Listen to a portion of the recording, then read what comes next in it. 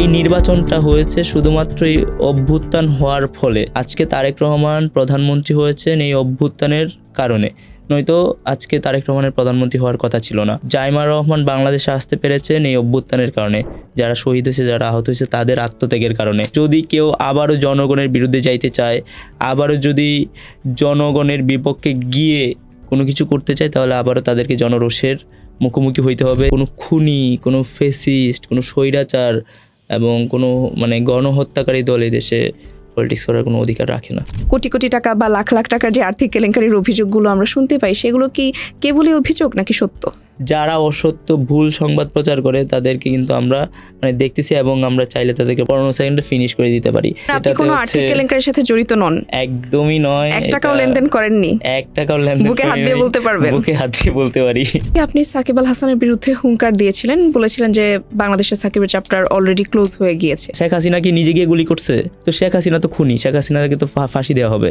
তো একই অপরাধ তো সাকিব আল হাসানেরও, তো সাকিব আল হাসানকেও তো ফাঁসি দিতে হবে। যদি সাকিব আল হাসান অপরাধী না হয়, তাহলে তো শেখ হাসিনা অপরাধী না। সরকারের কাছে আপনার কোনো প্রত্যাশা আছে কিনা জুলাইয়ের একজন সম্মুখ সারি যোদ্ধা হিসেবে? চাঁদা চাইছে, গিয়ে পরে ফোনে বলতেছে যে তোর বেডরুমে গিয়ে তোর বউ বাচ্চারা গুলি করে আসবো, যুবদলের নেতা। তো এই জিনিসগুলো আসলে সলভ করা উচিত। যদি এইগুলা চলতে থাকে তাহলে খুব বেশি দিন হয়তো বা তারা এক্সিস্ট করতে পারবে না। আপনি যতক্ষণ ন্যায়ের পক্ষে আছেন আমি আপনার সাথে আছি, যখন আপনি ন্যায়ের পক্ষে নাই আমিও আপনার সাথে নাই। আপনি একটু আগে বললেন যে আপনার নানা মুক্তিযোদ্ধা, তার মানে আপনার কোটা ছিল।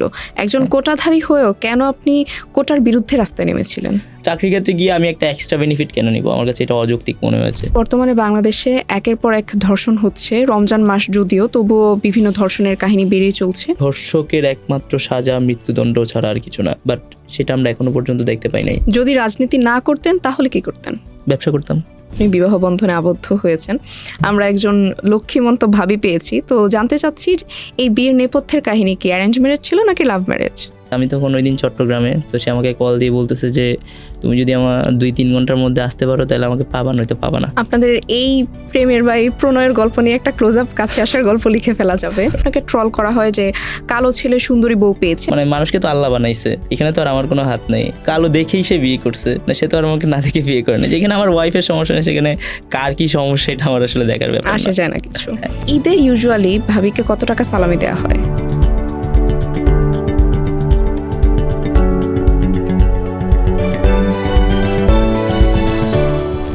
আসসালামু আলাইকুম প্রিয় দর্শক, আপনাদেরকে স্বাগত জানাচ্ছি জনপালসের নিয়মিত পডকাস্ট শো ক্যাম্পাস পালসের নতুন আরও একটি পর্বে। পরিচয় করিয়ে দিচ্ছি আমাদের আজকের পর্বের অতিথির সাথে। আমাদের আজকের পর্বের অতিথি জুলাই গণ অভ্যুত্থানের একজন পরিচিত মুখ এবং জাতীয় ছাত্র শক্তির সিনিয়র যুগ্ম সাধারণ সম্পাদক খান তালাত মাহমুদ রাফি। আসসালামু আলাইকুম ভাইয়া, কেমন আছেন? ওয়ালাইকুম আসসালাম, আলহামদুলিল্লাহ ভালো। আপনি কেমন আছেন? আলহামদুলিল্লাহ ভালো আছি। ভাই, জুলাই গণ অভ্যুত্থানে আপনার সাহসী নেতৃত্ব তো আমরা দেখেছি, আপনি পুলিশের সামনে বুক পেতে দাঁড়িয়েছিলেন। খুব জানতে ইচ্ছে হয় এই সাহসের মূল উৎস কি ছিল?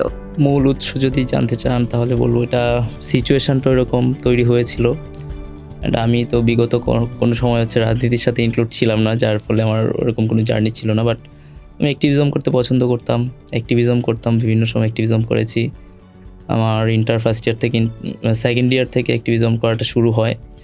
তো যখন ওই সিচুয়েশনটা তৈরি হয় তখন দেখতেছিলাম যে সবাই দৌড়াচ্ছে, সবাই চলে যাচ্ছে। বাট চট্টগ্রাম তো একটা গুরুত্বপূর্ণ জায়গা। তো এর আগে 2 অথবা 3 তারিখের দিকে আমি একটা বক্তব্যে বলেছিলাম যে যদি কেউ নাও থাকে তাহলে একলা হলেও আমি আন্দোলনটা চালিয়ে যাব। যদি একদম দেখা যায় যে হচ্ছে না, তাহলে প্রয়োজন নিজেকে পেট্রোল দিয়ে চালায় শেষ করে দেবো, কিন্তু রাজপথ ছেড়ে যাব না। কাইন্ড অফ একটা কথা দিয়েছিলাম আমার সহযোদ্ধাদেরকে। তো তখন তো জাস্ট শুরু আন্দোলনটা, এবং চট্টগ্রাম বিশ্ববিদ্যালয়ে শিক্ষার্থীরা ছাত্রলীগের ভয়ে বের হতো না।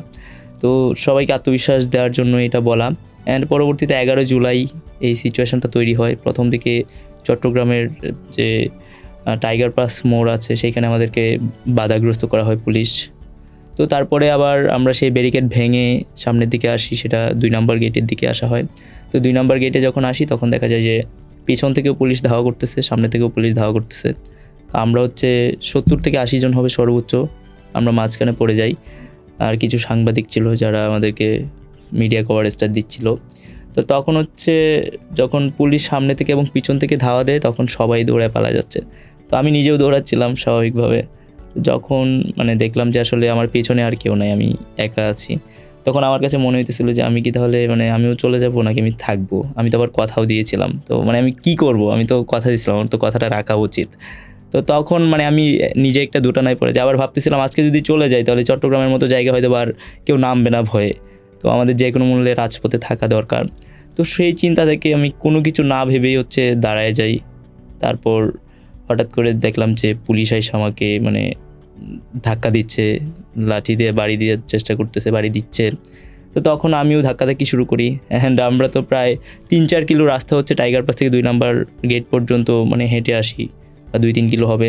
তো শরীরে ওরকম শক্তি ছিল না, ধাক্কাধাক্কির মাধ্যমে এক পর্যায়ে পড়ে যাই। এবং পড়ে যাওয়াতে আমার মানে মাথা হচ্ছে পিচ ঢালার রাস্তায় পড়ে যায়। মানে তারপর আমার মাথায় একটু আঘাত পাই, তো সাথে সাথে সেন্সলেস হয়ে যাই।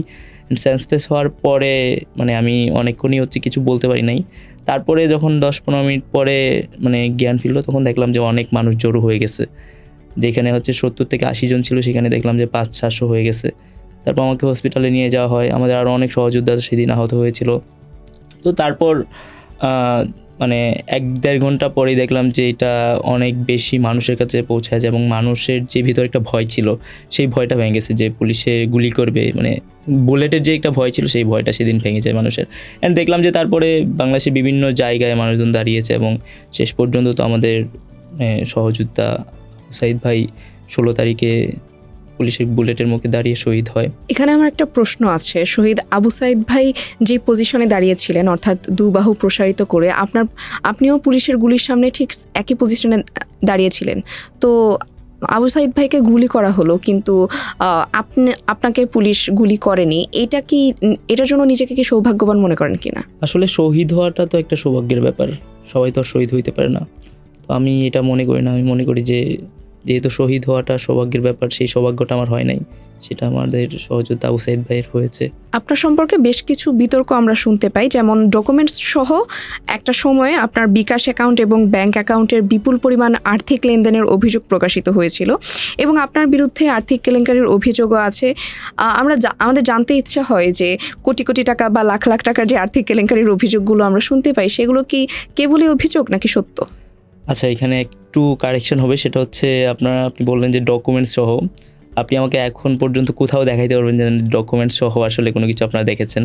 এটা নিশ্চয়ই একটা ভুল তথ্য। সাদা কাগজে একটা স্টেটমেন্টের মতো কিছু প্রকাশিত হয়েছিল। সাদা কাগজে যা দেওয়া হয় সব তো আর সত্য নয়, সেটার একটা মানে লেজিটিমেসি দরকার, মানে সত্যতা দরকার, যেটা আসলে আমরা প্রুফ হিসেবে বলি। তো যখন হচ্ছে মাঝখানে একবার অভ্যুত্থানের পরপর মানে বিভিন্নভাবে প্রোপাগান্ডা ছড়ানো হয় আমার বিরুদ্ধে, এবং আপনারা জানবেন যে 32 কোটি টাকার একটা প্রোপাগান্ডা ছড়ানো হয়েছিল ডেইলি বাংলাদেশ থেকে, ডেইলি বাংলাদেশের একটা অনলাইন পোর্টাল থেকে। তো তারপর আবার কিছুক্ষণের মধ্যেই সেটা আবার ডিলিট করে দেওয়া হয়। তো অনেকেই তো অনেক চাপ দিয়ে ডিলিট করেছিলেন না, তার নিজেরাই হচ্ছে কোনো ইনফরমেশান পায় নাই, এবং শেষ পর্যন্ত যখন ইনফরমেশান না পেয়ে তারপর আমার কাছে দুঃখ প্রকাশ করে কল দিয়ে, আমি যোগাযোগ করি নাই। আমি জাস্ট ফেসবুকে পোস্ট দিয়েছিলাম যে বিষয়টা অসত্য, এবং ইনস্ট্যান্ট তখন হচ্ছে দ্য পিপলের একটা টক শোতে আমাকে ডাকা হয়েছিল এইটা ছড়ানোর পরপরই। তখন আমি ওখানে বক্তব্যের মাধ্যমে আমার ব্যাপারটা আমি ক্লিয়ার করি। তো আসলে এখন পর্যন্ত এই যে এত অভিযোগ, এত প্রোপাগান্ডা, এমন কোনো হেন প্রোপাগান্ডা নাই যেটা আমার এগেনস্টে ছড়ানো হয় নাই, এমন কোনো নোংরামি নাই যেটা আমার বিরুদ্ধে করা হয় নাই। তো সেইগুলোর একটারও এখন পর্যন্ত কোনো রকম সত্যতা কেউ প্রকাশ করতে পারে নাই, কোনো প্রমাণ কেউ মেলাইতে পারে নাই। বরং আমি নিজেই হচ্ছে যেটা ওই 32 কোটি টাকার এটা মানে যখন প্রকাশ হয়, মানে ডেইলি বাংলাদেশে প্রকাশ হওয়ার আরও 2 দিন আগে একটা ফেসবুক প্রোফাইল থেকে প্রকাশ করা হয় সেটা, এবং সেই আইডিটা ছিল ছাত্রলীগের। আমার কাছে এখনও পর্যন্ত এটার মানে আমি প্রুফ নিয়ে এসেছি। তো ফার্স্টে হচ্ছে মানে এখানে বলা হয় যে সমন্বয়ক রাফির বাইন্যান্স অ্যাকাউন্টে 32 কোটি টাকা, বিকাশে 91 লাখ টাকা লেনদেন। তো তখন মেবি অক্টোবর মাস, অ্যান্ড অভ্যুত্থান হয়তো আপনার জুলাই আগস্ট, তো আগস্ট সেপ্টেম্বর অক্টোবর 2 মাস। অ্যান্ড পার্সোনাল মানে বিকাশ অ্যাকাউন্টে তো মানে সাধারণত 91 লাখ টাকা লেনদেন হয় না। তো সে এখানে যে জিনিসটা উল্লেখ করে সেখানে তার হিসেবেও ভুল ছিল। সে বলছিল যে আমার মায়ের অ্যাকাউন্টে মানে হচ্ছে এখানে বলছে যে অনুসন্ধানে জানা যায় রাফির নিজের বিকাশ অ্যাকাউন্টে 1 আগস্ট থেকে 1 অক্টোবর পর্যন্ত 61,320 টাকা লেনদেন হয়, এবং তার মায়ের অ্যাকাউন্টে লেনদেন হয় 31,90,035 টাকা। বাট এইখানে এসে যেটা টোটাল বলছে যে টোটাল 91 লাখ টাকা, কিন্তু হিসেবে দেখা যায় যে 61 লাখ আর যেটা 31 লাখ মিলে হয়ে যায় 92,90,355 টাকা, সেই হিসাবটাতেও ভুল করে। তো এরকম অনেক মিস ইনফরমেশান ছিল এবং কোনো সলিড কোনো ডকুমেন্টস ছিল না, অ্যান্ড এটা একটা বানোয়াট ব্যাপার ছিল। এবং যেটা ফেসবুক আইডি থেকে প্রকাশ করে ঠিক সেম একই লেখা কপি করে ওই ডেইলি বাংলাদেশে প্রকাশ করা হয়, যেটার কোনো কনক্রিট কোনো সত্যতা ছিল না। এবং ওইটাতে উল্লেখ করা হয় যে আমার দাদার নাম হচ্ছে তরিকুল ইসলাম খান, বাট আমার বাবার নাম তরিকুল ইসলাম খান, আমার দাদার নাম নয়। এরকম এটার পর থেকে আরও অনেক প্রোপাগান্ডা ছড়ানো হয়েছে। বাট যদি আসলে সত্য কিছু হতো তাহলে অবশ্যই আমাদের মেইন স্ট্রিম মিডিয়া রয়েছে, আপনারা জনপালসের কাজ করছেন অনেক দিন যাবত, আপনারাও জানতেন। এবং আমাদের বাংলাদেশে অনেক অনুসন্ধানী সাংবাদিক রয়েছে, অ্যান্ড ডিজিএফআই রয়েছে, দুদক রয়েছে, তারপর আপনার অনেক গোয়েন্দা সংস্থা রয়েছে, তাদের তার মানে আপনি কি বলতে চাচ্ছেন যে এই অভিযোগগুলো কেবলই অভিযোগ? এবং এরপরই আমি আবার বিকাশ স্টেটমেন্ট আমার দিয়েছিলাম, আমি ফেসবুকে প্রকাশ করি। তার মানে আপনি কোনো আর্থিক কেলেঙ্কারির সাথে জড়িত নন? একদমই নয়। 1 টাকাও লেনদেন করেননি? 1 টাকাও লেনদেন বুকে হাত দিয়ে বলতে পারবেন? বুকে হাত দিয়ে বলতে পারি, কারণ আমি আমার বিকাশ স্টেটমেন্ট আমি দিয়েছিলাম, যেই ডেটটা দেওয়া হয় সেই ডেটের মধ্যে। তো আমার বিকাশে আমার আম্মুর নাম্বারে আসলে ওরকম কোনো লেনদেনই হয় নাই, কারণ সেই নাম্বারটা বন্ধ ছিল তখন। আমার আম্মুর নাম্বারটা আমি আগে ইউজ করতাম, বাট পরবর্তীতে আর ইউজ করা হয় না, আমার মোবাইল হারিয়ে গেছিলো। অ্যান্ড যেটা আমি ইউজ করতাম সেটাতে মাত্র 28,774 টাকা ওই ডেটের মাধ্যমে লেনদেন করা হয়। এবং আমার আম্মুর নাম্বারটা বন্ধ ছিল, সেটাতে কোনো লেনদেন হয়নি। এবং তখন আমার কোনো ব্যক্তিগত ব্যাঙ্ক অ্যাকাউন্টও ছিল না। আমার যে বিশ্ববিদ্যালয়ে ভর্তি হওয়ার জন্য যে একটা ব্যাঙ্ক অ্যাকাউন্ট লাগতো, সেটা ছাড়া আমার কোনো ব্যাঙ্ক অ্যাকাউন্ট ছিল না। তো এই আর কি, আরেকটা ব্যাঙ্ক অ্যাকাউন্ট খোলা হয়েছিল, সেটা এখনো পর্যন্ত আমি ব্যবহার করি নাই। তাহলে আপনি যে বলতে চাচ্ছেন যে এগুলো শুধুমাত্র প্রোপাগান্ডা, এই প্রোপাগান্ডাগুলো কারা ছড়িয়েছিল? বেসিক্যালি হচ্ছে এখানে অনেকগুলো ব্যাপারে কাজ করছে। প্রথমত ছাত্রলীগ সেটা ছড়িয়েছে, দ্বিতীয়ত আমাদের ধরেন যারা আমাদের বিপরীতধর্মী রাজনৈতিক ব্যক্তিত্ব রয়েছেন বা রাজনৈতিক দলগুলো রয়েছে, তো আমাদের তো অভ্যুত্থানের সময় একটা ব্যাপার ছিল, কিন্তু অভ্যুত্থান পরবর্তী সময়ে সঙ্গত কারণে বিভিন্ন সময় আমাদের বিভিন্ন দলের এগেনস্টে কথা বলতে হয়েছে। ধরেন বিএনপি একটা খারাপ কাজ করলো, সেটার এগেনস্টে আমার বলতে হবে। জামাত একটা বিতর্কিত কাজ করলো বা কোনো খারাপ কাজ করলো, সেটার এগেনস্টে আমার বলতে হবে। তো এই যে এই জিনিসগুলো তখন হয় কি, তখন তারাও আমাকে কাউন্টার করতে গিয়ে এই ব্যাপারগুলো সামনে নিয়ে আসার চেষ্টা করা হয়। এবং আরেকটা অন্তর্কুন্দলের ব্যাপারও ছিল, সেখানে ধরেন আমাদের পলিটিক্স করতে গেলে দেখা যায় যে অনেক কোরাম থাকে। এই শব্দটার সাথে বাংলাদেশের মানুষ অনেক বেশি পরিচিত, আমরা নিজেরাও পরিচিত। আমরা যখন অভ্যুত্থান পরবর্তী সময়ে আসলাম রাজনীতিতে, তো অপোজিট কোরামে যারা থাকে তারাও এই ব্যাপারটাকে খুব বেশি হাইলাইট করে আমাকে ডাউন করার চেষ্টা করা হয়েছে। বললাম না, এমন কোনো হেন নোংরামি নাই যেটা আমার সাথে করা হয় না, এমন কোনো হেন প্রোপাগান্ডা নেই আমার এগেনস্টে ছড়ানো হয় নাই। এমনও বলা হয়েছে আমির খসরু সাহেবের জাহাজ আমি আটকে দিয়েছি আর কি। তো এরকম অনেক প্রোপাগান্ডা ছিল। এটা আমির খসরু সাহেবকে জিজ্ঞেস করতে পারেন আপনারা, অবশ্যই প্রোপাগান্ডা। কিছুদিন আগে একজন ব্যক্তি নিজেকে আপনার ক্যাম্পাসের বড় ভাই দাবি করে ফেসবুক পোস্টে লিখেছিলেন যে ক্যাম্পাসে যে ছাত্রলীগেরা বা ছাত্রলীগের সময় যারা আপনাকে শেল্টার দিয়েছিল, পরবর্তীতে সেই ব্যক্তিদেরকে জুলাই গণঅভ্যুত্থানের পর আপনি ক্যাম্পাস থেকে বের করার জন্য এবং তাদেরকে অপমান করার জন্য উঠে পড়ে লেগেছেন। এবং আমরা জানতে চাচ্ছি যে এই অভিযোগটাকে আসলে সত্য কিনা, আপনি ছাত্রলীগের শেল্টারে ক্যাম্পাসে ছিলেন কিনা, এবং সেই বড় ভাইরা যারা আপনাকে হেল্প করেছিল তাদেরকে পরবর্তীতে কেন অপমানিত করেছিলেন বা কেন হেল্প করেছিলেন? দেখেন, আমাদের চট্টগ্রাম বিশ্ববিদ্যালয় সম্পর্কে যারা জানে তারা আসলে জানে যে চট্টগ্রাম বিশ্ববিদ্যালয় অভ্যুত্থান পূর্ববর্তী সময়ে যে রাজনীতিটা ছিল সেটা বগিভিত্তিক রাজনীতি ছিল। এবং প্রত্যেকটা হলেই ছাত্রলীগের দখলে ছিল। ছেলেদেরকে প্রত্যেকটা হলে যদি কেউ হলে থাকতে হয় তাহলে তার অবশ্যই ছাত্রলীগ করতে হবে, তাছাড়া সে হলে থাকতে পারবে না। এই প্রথাটা ছিল, যেটা অন্যান্য অনেক বিশ্ববিদ্যালয়ে একটু কম ছিল, কিন্তু আমাদের চট্টগ্রাম বিশ্ববিদ্যালয়ে পুরাপুরি সেটাই ছিল। তো আমার যেহেতু হলে থাকতে হবে, তো হলে থাকার সুবাদে চট্টগ্রাম বিশ্ববিদ্যালয়ে অনেকেই ছাত্রলীগ করছে, বিভিন্ন মিটিং মিছিলে যাইতে হইতো। তো যে লোকটা সেই পোস্টটা করেছে সে নিজেও একজন ছাত্রলীগের নেতা, অ্যান্ড সে এখনও ছাত্রলীগের বিভিন্ন কার্যক্রমে জড়িত। সে এখনও নিষিদ্ধ ঘোষিত ছাত্রলীগের বিভিন্ন জিনিসপত্র সোশ্যাল মিডিয়াতে ক্যাম্পেইন করে, পোস্ট করে। আমাদের তো ইমিডিয়েট সিনিয়র জুনিয়রের একটা মেনটেন করার ব্যাপার ছিল। তো আমরা বেসিক্যালি যখন বিশ্ববিদ্যালয়ে গেছি তখন তো আমরা বিশ্ববিদ্যালয় কিছু চিনি না, আমাদের যারা এলাকার ইমিডিয়েট সিনিয়র ছিল তাদের মাধ্যমে আমরা থাকার ব্যবস্থা করি, এবং আমরা জানতামও না যে সেখানে উঠলে আমাদের কী করতে হবে কী করতে না হবে। তো ভাইরা বলতো যে তেমন কিছু না, জাস্ট কিছু মিটিং মিছিলে যাইতে হবে ছাত্রলীগের এইটা, আর ছাত্রলীগ ছাড়া এখানে কেউ হলে থাকতে পারবে না। এবং আমরা প্রত্যেকটা রুমে যেখানে হচ্ছে 2 জন থাকার কথা সেখানে আমরা 4 জন 5 জন থেকেছি। তো আমার তো বিশ্ববিদ্যালয়ে আমি হলে থাকা এটা আমার রাইট, আমার অধিকার। তো সেই অধিকার থেকে আমরা বঞ্চিত হয়েছি, প্রত্যেকটা শিক্ষার্থী বঞ্চিত হয়েছে। তো সেইটার অপব্যবহার করেছে ছাত্রলীগের কারণে এটা শিকারটা হতে হয়েছে। তো এখানে অভ্যুত্থানের সময় অনেক অজানা ব্যাপার আছে যেটা আসলে মানুষে জানে না বা আমি কখনো বলি নাই। তো যেই বড় ভাইয়ের পোস্টটা আপনি দেখেছেন তার নাম মিলন, সে আমার এলাকার মানে নেত্রকোনার ছেলে। তো মানে সে এমন কোনো কিছু বলতে পারবো না যে তার কাছ থেকে আমি মানে কোনো এক্সট্রা বেনিফিট কখনো নিয়েছি। আর শেল্টারের কথা, বিশ্ববিদ্যালয়, আমি চট্টগ্রাম বিশ্ববিদ্যালয়ে বৈধভাবে পরীক্ষা দিয়ে পাশ করছি, সেইখানে আমার শেল্টার দেওয়ার তো কোনো প্রশ্নই আসে না। বাট যেটা বললাম ছাত্রলীগের আন্ডারে হচ্ছে হলে থাকতে হতো, এইটাই ব্যাপার। তো যখন ছাত্রলীগ কমিটিতে কোনো নাম ছিল?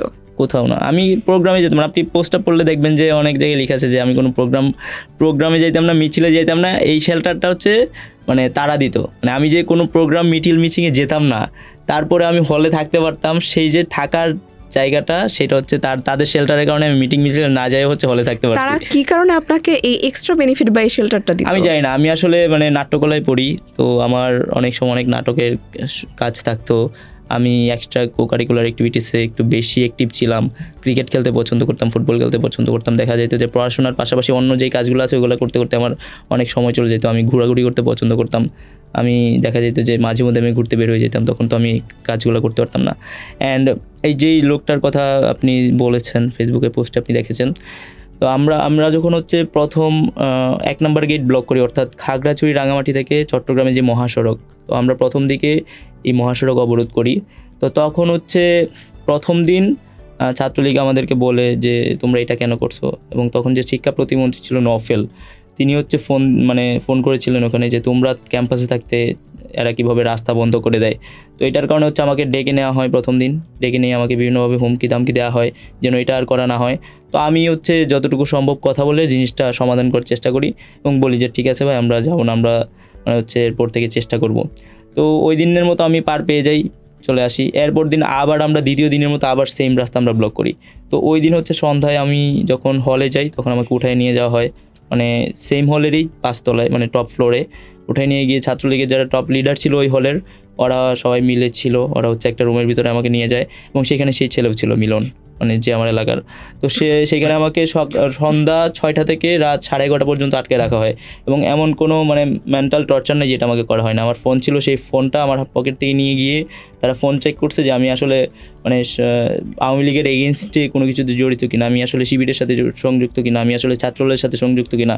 মানে আমাকে বিভিন্নভাবে দেশদ্রোহী ট্যাগ দেওয়ার চেষ্টা করা হয়েছে, শিবির ট্যাগ দেওয়ার চেষ্টা করা হয়েছে, ছাত্রদল ট্যাগ দেওয়ার চেষ্টা করা হয়েছে, এই চেষ্টাগুলো করা হয়েছে। কিন্তু যখন দেখেছে যে আমার আসলে ফোনে ওরকম কোনো ইনফরমেশন নাই, আমি আসলে একটা অ্যাপলিটিক্যাল ছেলে, আমার কোনো পূর্ববর্তী পলিটিক্যাল ব্যাকগ্রাউন্ড নাই, এবং আমার নানা একজন মুক্তিযোদ্ধা, তখন শেষ পর্যন্ত 11:30 পরে আমাকে মানে ছাড়ছে। অ্যান্ড সেই জিনিসটাতে নেতৃত্ব দিয়েছিলেন সেই মানে যেই ছেলেটার পোস্ট আপনি দেখেছেন। তো এই মানে অভ্যুত্থান পরবর্তী সময় বিভিন্ন কাজকর্মের কারণে, বিভিন্ন ব্যস্ততার কারণে আমি মামলাটাও করতে পারি নাই এখন পর্যন্ত। তো আমি প্রত্যেকটা সময় বলে এসেছি যে অভ্যুত্থানের এগেনস্টে যারা প্রত্যক্ষভাবে এই হামলার সাথে জড়িত ছিল না তারা যেন শাস্তি না পায়, কিন্তু যারা জড়িত ছিল তাদের অনেকেই পার পেয়ে গেছে, যেটা মানে বিশ্ববিদ্যালয় প্রশাসনও এখন পর্যন্ত করতে পারে নাই। আমি জানি না ইন ফিউচারে করতে পারবে কিনা। তো আমার মানে শুরু থেকেই হচ্ছে ইচ্ছা ছিল যে আমি তাদের এগেইনস্টে স্টেপ নেব, কিন্তু নানা বাস্তবতার কারণে সেটা এখনও হয়ে ওঠে না, বাট আমি এখনও চেষ্টা করছি। আপনি একটু আগে বললেন যে আপনার নানা মুক্তিযোদ্ধা, তার মানে আপনার কোটা ছিল। একজন কোটাধারী হয়েও কেন আপনি কোটার বিরুদ্ধে রাস্তায় নেমেছিলেন? কোটার ব্যাপারটা তো চাকরিতে ছিল, এবং বিশ্ববিদ্যালয়ের ক্ষেত্রে আমি আমার অবস্থান তখন মানে পরিষ্কার করেছিলাম। আমাকে অভ্যুত্থান যখন আন্দোলনটা চলে তখন আমাকে এই জিনিসটা কোয়েশ্চেনটা করা হয়েছিল, এবং এইটা দিয়েও বিভিন্নভাবে ছাত্রলীগ আমাকে বিতর্কিত করার চেষ্টা করেছে যেন মানে আন্দোলনটা থমে যায় বা আন্দোলনটা যেন স্থিমিত হয়ে যায়। তো দেখেন, একটা মানুষের যখন আপনার 10 বছর বয়স তখন আপনার চিন্তাভাবনা একরকম থাকে, যখন আপনার বয়সটা 15 হবে তখন আপনার চিন্তাভাবনার পরিবর্তন হবে, একটা আলাদা রিয়েলাইজেশন আসে। তো আমি যখন ভর্তি হয়েছি তখন আমার মানে টার্গেট ছিল যে আমি যে কোনোভাবে আমি চট্টগ্রাম বিশ্ববিদ্যালয়ে চান্স পেতে চাই। তো তখন আমার এই যে সুবিধাটা ছিল, তো আমি হচ্ছে মানে সুবিধাটা নিয়েছি, কারণ এটা মানে ছিল। অ্যান্ড আমার কাছে তখন টার্গেটই ছিল যে আমি যে কোনোভাবে চট্টগ্রাম বিশ্ববিদ্যালয়ের চান্সটা পেতে চাই। তো পরবর্তীতে আমার কাছে মনে হয়েছে যে আসলে এটা তো আমি ইনজাস্টিস করতেছি, কারণ আমি দেখতেছি যে আমি যেই হলে থাইকা পড়াশোনা করতেছি, যেই ক্যান্টিনে খাচ্ছি, যেখানে যেভাবে আমি পড়াশোনা করতেছি, ঠিক একইভাবে আমার পাশের বন্ধুটাও পড়াশোনা করতেছে, এভাবে খাটতেছে। তো চাকরির ক্ষেত্রে গিয়ে আমি একটা এক্সট্রা বেনিফিট কেন নিব? আমার কাছে এটা অযৌক্তিক মনে হয়েছে, যার ফলে আমি মানে নিজে সেটার সুবিধার অধিকারী হয়ে আমি সেটা থেকে মানে সরে এসে আমি আমার জায়গা থেকে আমি প্রতিবাদটা করেছি। মানে আমার কাছে এটা রাইট মনে হয়েছে। কিছুদিন আগে তো চাকসু নির্বাচন অনুষ্ঠিত হলো, আপনি চাকসু নির্বাচনে অংশগ্রহণ করেননি কেন? অনেক সময় আমরা শুনতে পেয়েছি যে অনেকেই বলে থাকেন আপনি আপনার ক্যাম্পাসে অবাঞ্ছিত বা আপনার ক্যাম্পাসে আপনাকে গ্রহণ করা হয় না, ক্যাম্পাসে সেই গ্রহণযোগ্যতা নেই, তাই আপনি হারার ভয়ে চাকসু নির্বাচনে অংশগ্রহণ করেননি। কথাটা কি সত্য? আসলে ব্যাপারটা এরকম না। আসলে দেখেন কারা বলে, যারা আসলে আমার এগেনস্ট রাজনীতিটা করে, আমি যেই রাজনীতিটা করি, আমার বিরোধী দল যারা, বিরোধী দল তো বিভিন্নভাবে বিভিন্ন কথাই বলে, এটা বলাটাও স্বাভাবিক, এটাকে আমি মানে পজিটিভলি নেই, আর নয়তো তো আসলে রাজনীতি থাকতো না। তো আপনারা জানেন আমি মানে ফার্স্ট ইয়ারে আন্দোলন যখন করি তখন আমি ফার্স্ট ইয়ারে ছিলাম, আমার এর আগে কোনো রাজনৈতিক অভিজ্ঞতা ছিল না। অ্যান্ড আন্দোলন পরবর্তী সময়ে আমি সেকেন্ড ইয়ারে উঠি। তো আমার জায়গা থেকে আমার মনে হয়েছে যে আসলে আমার মানে অনেক কিছু গ্যাপ আছে, আমার শেখার অনেক সময় আছে, আমার সামনে আরও অনেকটা সময় আছে। আমি মাত্র থার্ড ইয়ারে পড়ি, আমি আরও 2 বছর সামনে পাবো মাস্টার্স পর্যন্ত যদি চাই ওইখানে মাস্টার্স পড়লে। তো আমার কাছে সময় আছে এবং আমি একজন বিগিনার হিসেবে শেখার চেষ্টা করতেছি, তো রাজনীতিতে নতুন হিসেবে শেখার চেষ্টা করতেছি। তো একজন বিগিনার হিসেবে শেখার জায়গাটা থেকে আমার আসলে ওখান থেকে সরে আসা, এবং ধরেন আমি যদি সেখানে ভিপি বা জিএস নির্বাচন করতাম বা এইচএস নির্বাচন করতাম, তো সেই জায়গাটা আমার কাছে মনে হচ্ছে যে আমার আর একটু বয়সটা বেশি হলে আমার জন্য বেটার হইতো। আপনার বয়সী বা আপনার চেয়ে অনেকে যারা ছোট আছে তারাও তো চাকসু নির্বাচন করেছে, সেক্ষেত্রে বয়সের কি বাধা থাকতো? বয়সের একটা বড় ব্যাপার আছে। দেখেন অভ্যুত্থান পরবর্তী সময় আপনারা দেখেছেন যে যারা খুব পরিচিত ফেস ছিল তাদের মধ্যে সবার থেকে মানে ছোট হয়তো আমি ছিলাম, কারণ আমার বয়স ছিল মানে অন্যদের বয়স যদি 25-26 হয়ে থাকে, আমার বয়স ছিল 21। তো ওই জায়গাটা থেকে আসলে বয়সের ব্যাপারটা অনেক বেশি ম্যাটার করে রাজনীতিতে। সেই জায়গা থেকে আপনি নিজেকে বয়সের কারণে সরিয়ে রেখেছেন। বয়সের কারণে এক, এবং রাজনীতি থেকে শেখার জন্য জায়গাটা থেকে আমি মূলত আমার কাছে মনে হয়েছে যে আমি তো নেক্সট ইয়ারে করতে পারবো। এবং আমার যারা পরিচিত অনেকেই ছিল, যারা আমার খুব কাছের বড় ভাই ব্রাদার, তারাও নির্বাচন করতে চেয়েছে, এবং মানে তখন একটা জায়গা থেকে মনে হয়েছে যে আমার সময় আছে, তো সময়টা আসুক। তারা তো অনেকেই বলেছে যে আমরা তো নেক্সট ইয়ারে বের হয়ে যাব। তো সেই জায়গাটা থেকে আমার আসলে সরে আসা, এবং এটা নিয়ে আমি আমার সেন্ট্রালে আমার যারা রাজনৈতিক সহযোদ্ধা ছিল, আমি তখন বাংলাদেশ গণতান্ত্রিক ছাত্র সংসদ ছিল তখন, তো তাদের সাথে আমি কথা বলেছি, এবং এটা সম্মিলিত একটা সিদ্ধান্ত ছিল সাংগঠনিক। তার মানে আপনি সিনিয়রদের সাথে সমঝোতার কারণে আসন ছেড়ে দিয়ে এসেছেন, আমরা বলতে পারি সাংগঠনিক সিদ্ধান্ত বলতে পারেন। আচ্ছা, আপনি কি বিশ্ববিদ্যালয়ে এখন নিয়মিত ক্লাস বা পড়াশোনা করছেন কিনা, নিয়মিত বিশ্ববিদ্যালয়ে যাচ্ছেন কিনা? অবশ্যই একজন স্টুডেন্টের কাজ হচ্ছে পড়াশোনা করা, আমিও নিয়মিত করি। তো মাঝে মধ্যে সেটার ব্যাঘাত ঘটে, যেহেতু পলিটিক্সের সাথে ইনভলভ হয়েছি, সেন্ট্রালের কমিটিতে রয়েছি। তো ধরেন যেখানে আমার হয়তো বা 80% ক্লাস বা 90% ক্লাস করার কথা, সেখানে আমি 60% বা 65% করি, যেটা না করলে আমি আসলে পরীক্ষায় বসতে পারবো না। তো ন্যূনতম যেটা করার আমি সেটা করি। আপনি তো ঢাকায় এসে রাজনীতি করছেন, আপনার ক্যাম্পাস তো হচ্ছে চট্টগ্রামে, তো আসা যাওয়ার মধ্যে কোনো ঝামেলা হয় না বা সমস্যা হয় না? দেখেন ঢাকায় যে এসে রাজনীতি করি ব্যাপারটা এরকম না যে ঢাকায় সবসময় যে ঢাকায় থাকতে হয় এরকমও না। আমি ম্যাক্সিমাম টাইম দেখা যায় যে চট্টগ্রাম ঢাকায় মিলে থাকি। আপনাকে আমরা অনেক প্রোগ্রামে দেখতে পাই, ঢাকার বিভিন্ন প্রোগ্রামে, মানে মোটামুটি সব প্রোগ্রামে আপনার উপস্থিতি দেখতে পাওয়া যায়। দেখেন চট্টগ্রাম থেকে ঢাকায় আসতে খুব বেশি সময় লাগে না। আপনি যদি বিকেল 5টার ট্রেনে ওঠেন, আপনি রাত 10টার মধ্যে এসে ঢাকায় পৌঁছে যেতে পারবেন। আচ্ছা, সেক্ষেত্রে আপনার একটু জার্নি করা হয় বেশি, একটু পরিশ্রম করতে হয় আর কি। আচ্ছা, পরবর্তী প্রশ্ন যেটা করতে চাচ্ছি তা হলো বিশ্ববিদ্যালয় ছেড়ে চট্টগ্রাম ছেড়ে ঢাকায় কেন রাজনীতি করতে এসেছেন? চট্টগ্রামে কিংবা আপনার বিশ্ববিদ্যালয় ক্যাম্পাসে কি রাজনৈতিক প্রতিকূলতার সম্মুখীন হচ্ছিলেন?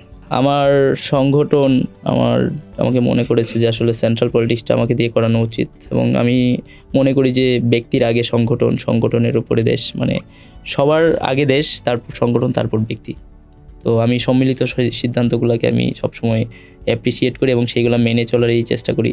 এবং যখন আপনি একটা সংগঠনে থাকবেন, সংগঠনের সিদ্ধান্তটা আপনার জন্য গুরুত্বপূর্ণ।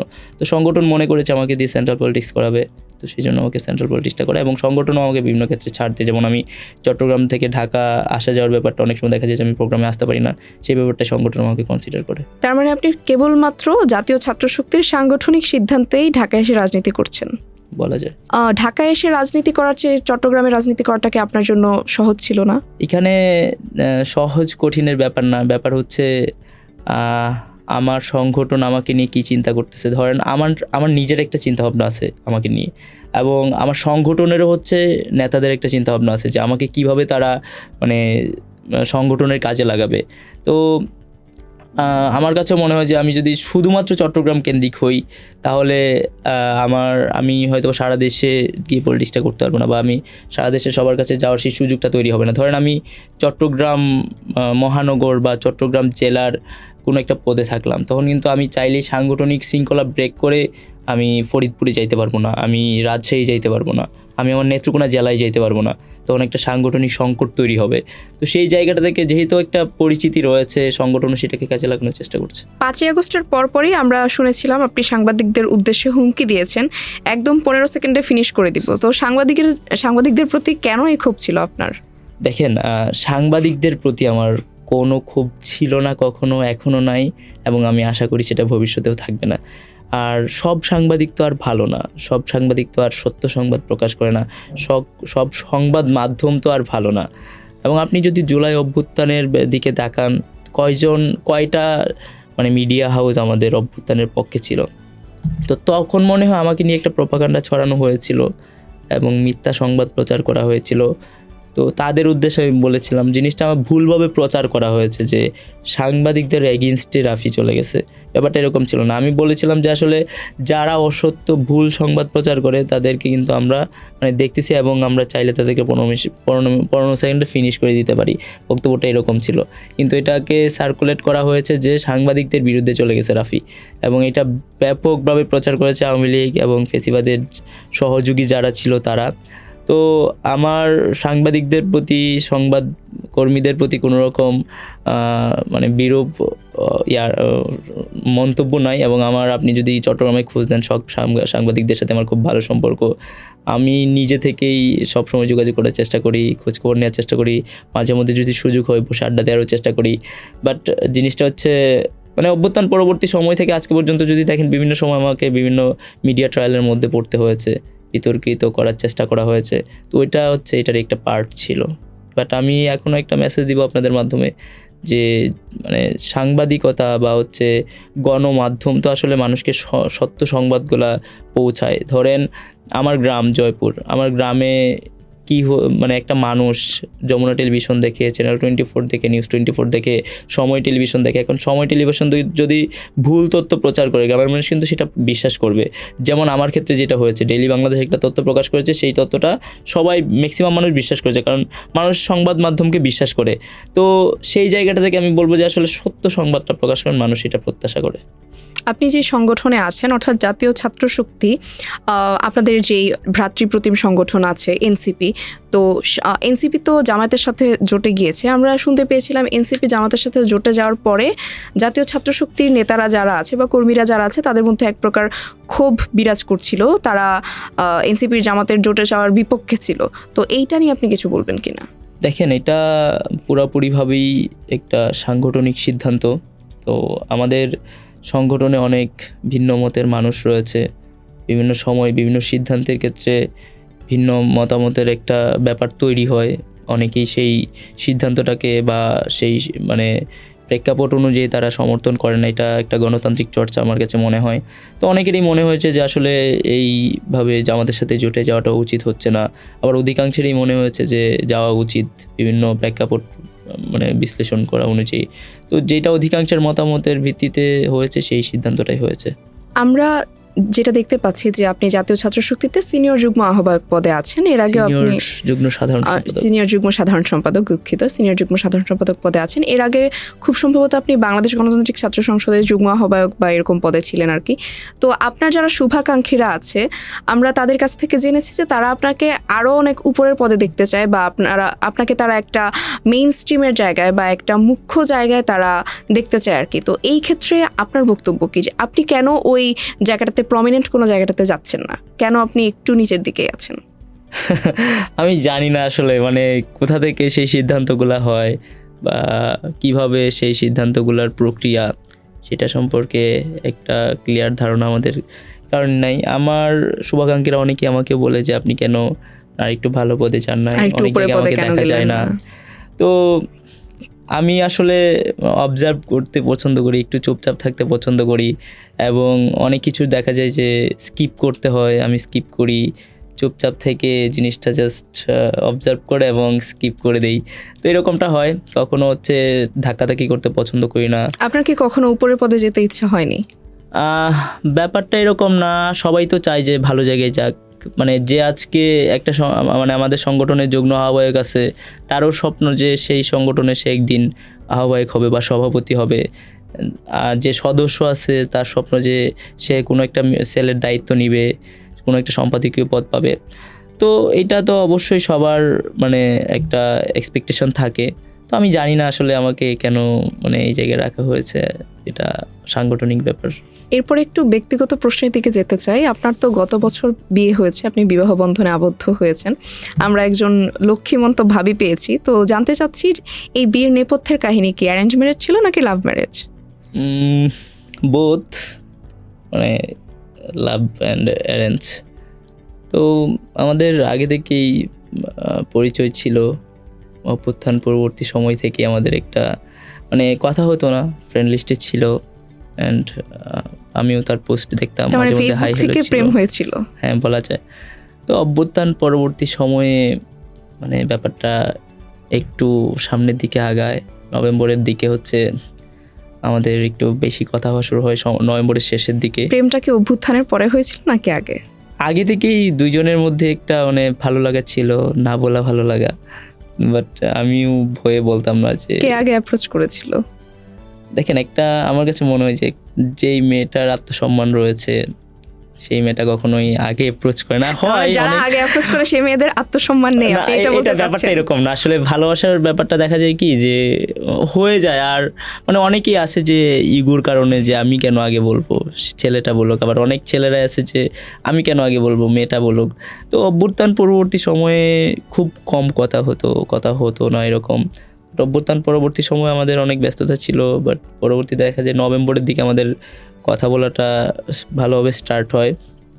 তো 23 তারিখ মেবি আমরা নভেম্বরের 23 তারিখ কথা বলেছিলাম, অ্যান্ড পরবর্তীতে খুব সম্ভবত 27-28 তারিখের দিকে আমি মানে অ্যাপ্রোচ করি যে আমার ভালো লাগে, অ্যান্ড মানে আমার প্রয়োজন, এটা একজন মানুষের খুব দরকার। তো তখন ভেবেচিন্তে কিছুদিন পরে সেও মানে রাজি হয়, তারপরে আসলে যাত্রাটা শুরু হয়, অ্যান্ড মার্চের 17 তারিখ আমরা বিয়েটা করে ফেলি আর কি। আপনাদের এই প্রেমের বা এই প্রণয়ের গল্প নিয়ে একটা ক্লোজ আপ কাছে আসার গল্প লিখে ফেলা যাবে।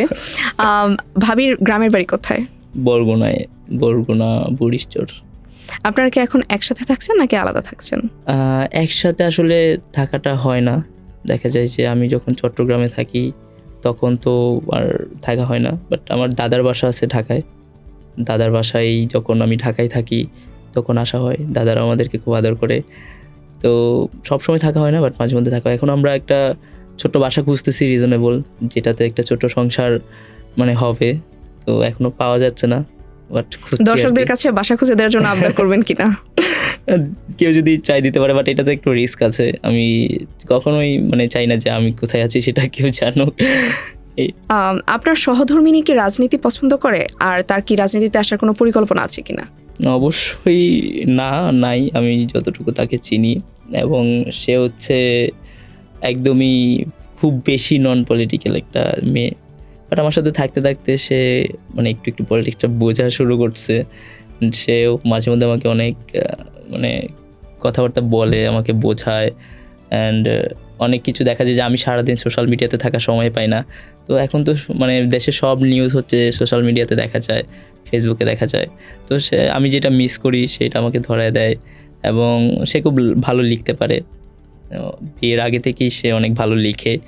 আমিও মাঝে মধ্যে মানে অবাক হয়ে যাই তার লেখা দেখেছি, আসলে তুমি এটা লিখছো, এরকম হয়। তো সেও লিখে মাঝে মধ্যে আমাকে লিখে সাজেস্ট করে। তো সেইগুলো আমি মানে একটু এডিট করে যেখানে পরিবর্তন দরকার সেরকম করে আমিও মাঝে মধ্যে হচ্ছে সেটাকে অ্যাপ্রিসিয়েট করি। জুলাই গণ অভ্যুত্থানের সময় যারা সবচেয়ে পরিচিত ফেস ছিল তাদের মধ্যে খুব সম্ভবত সবচেয়ে কম বয়সে বিয়ে করেছেন আপনি। তো এত অল্প বয়সে এত তাড়াতাড়ি বিয়ে করে ফেললেন কেন? রিলেশনশিপটা যখন আমাদের শুরু হওয়ার পরে আসলে কন্টিনিউ করতে একটু প্যারা হচ্ছিল, কারণ আপনি যখন একটা রিলেশনশিপে যাবেন তখন নিশ্চয়ই আপনার ঘুরতে মন চাইবে, কোথাও যেতে মন চাইবে। তো আমরা র্যান্ডমলি রিক্সায়ও ঘুরতে পারতাম না, তো আমরা মাঝে মধ্যে ঢাকায় রিক্সায় ঘুরতাম, তখন দেখা যেত যে অনেকেই চিনে ফেলতো। তো এটা একটা প্রবলেমের কারণ ছিল। অ্যান্ড পরবর্তীতে আমাদের দুজনের কাছেই মনে হয়েছে যে আসলে বিয়ে করলে জিনিসটা আরও ভালো এবং সম্পর্কটা বৈধ হবে। তো সেই জায়গা থেকে আমরা দুজনেই সিদ্ধান্ত নিই যে বিয়ে করব।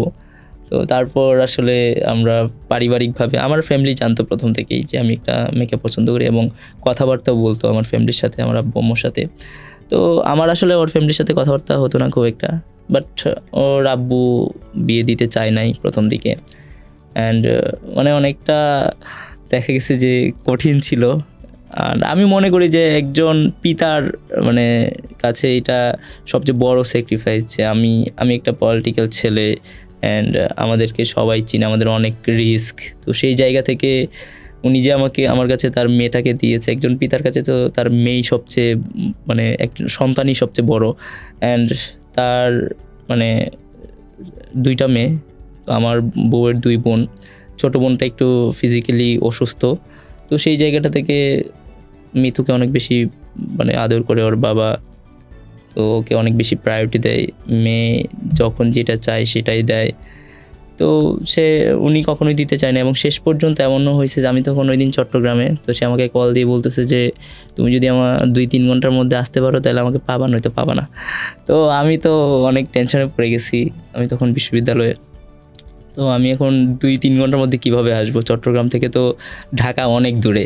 তো আমি মানে ভাবতেছিলাম যে আসলে এটা কি সম্ভব। তো যখন বলছে তখন আবার আমার এখান থেকে যদি আমি চিন্তা করলাম যদি আমার যেতে হয় 2-3 ঘন্টার মধ্যে, অবশ্যই আমার এয়ারে যাইতে হবে। তো আমার কাছে ইনস্ট্যান্ট তখন টাকাও ছিল না যে আমি এয়ারে আসবো। তো আমি আমার এক ফ্রেন্ডকে কল দিছি যে আমার কিছু টাকা লাগবে, এরকম ব্যাপার, আমার এখনই ঢাকায় যাইতে হবে।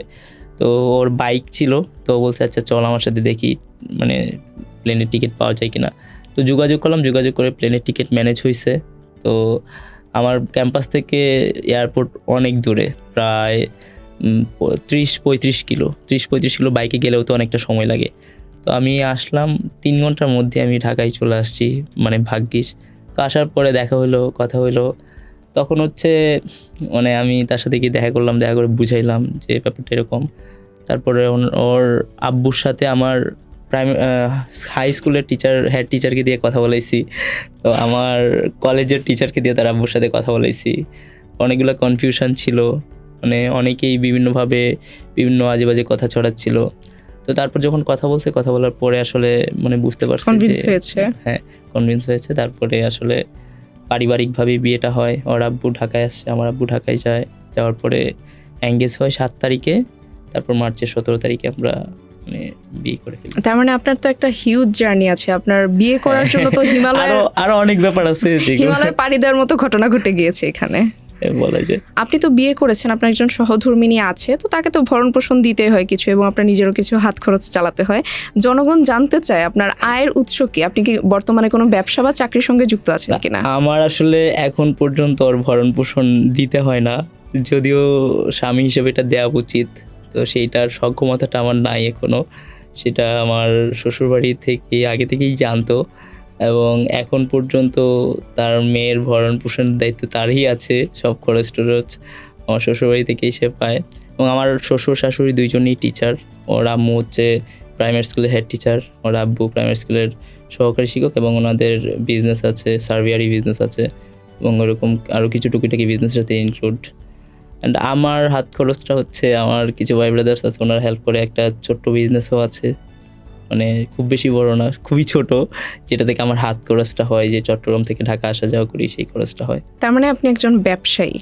না, ওরকম না, মানে খুবই ছোট, একদম উদ্যোক্তা বলতে পারেন। আচ্ছা, আপনার সহধর্মিনীর গায়ের রং আপনার চেয়ে কিছুটা ফর্সা এবং আপনার গায়ের রং তার তুলনায় কিছুটা চাপা, এ কারণে বেশিরভাগ সময় আপনাকে ট্রল করা হয় যে কালো ছেলে সুন্দরী বউ পেয়েছে। আমরা এই ধরনের বর্ণবাদমূলক কথাবার্তাও শুনতে পাই। এই বিষয়গুলোকে আপনি কিভাবে দেখেন? এনজয় করেন, নাকি এটার মধ্যে কোনো বুলিং বা এরকম কোনো কিছুর অস্তিত্ব খুঁজে পান?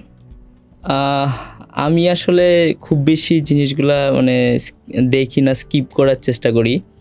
এবং এটা আসলে যারা বলে তারা মানে আমাদের দেখা যায় যে ম্যাক্সিমামই ছাত্রলীগের ছেলেপেলে এই পোস্ট কমেন্টগুলো করে, আপনারা প্রোফাইলে গিয়ে দেখবেন। আমি মাঝে মধ্যে যখন দেখা যায় সামনে আসে তখন আমি দেখার ট্রাই করি যে আসলেই কে কমেন্টটা করতেছে।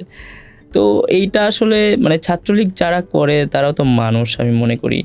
তো তাদের মধ্যেও তো অনেকেই কালো আছে। তো এইটা আসলে জাস্ট একটা মানে ওরা হেয় করার জন্য বলে, বাট আমার কাছে এটা খুব বেশি মানে প্যারা মনে হয় না। আমি কালো, হ্যাঁ আমি কালো, সমস্যা গিয়েতে মানুষ তো মানে মানুষকে তো আল্লাহ বানাইছে, এখানে তো আর আমার কোনো হাত নেই। তো একটা মানুষ কালো হইতেই পারে, একটা মানুষের রং ফর্সা হইতেই পারে, বাট সে তো মানুষ।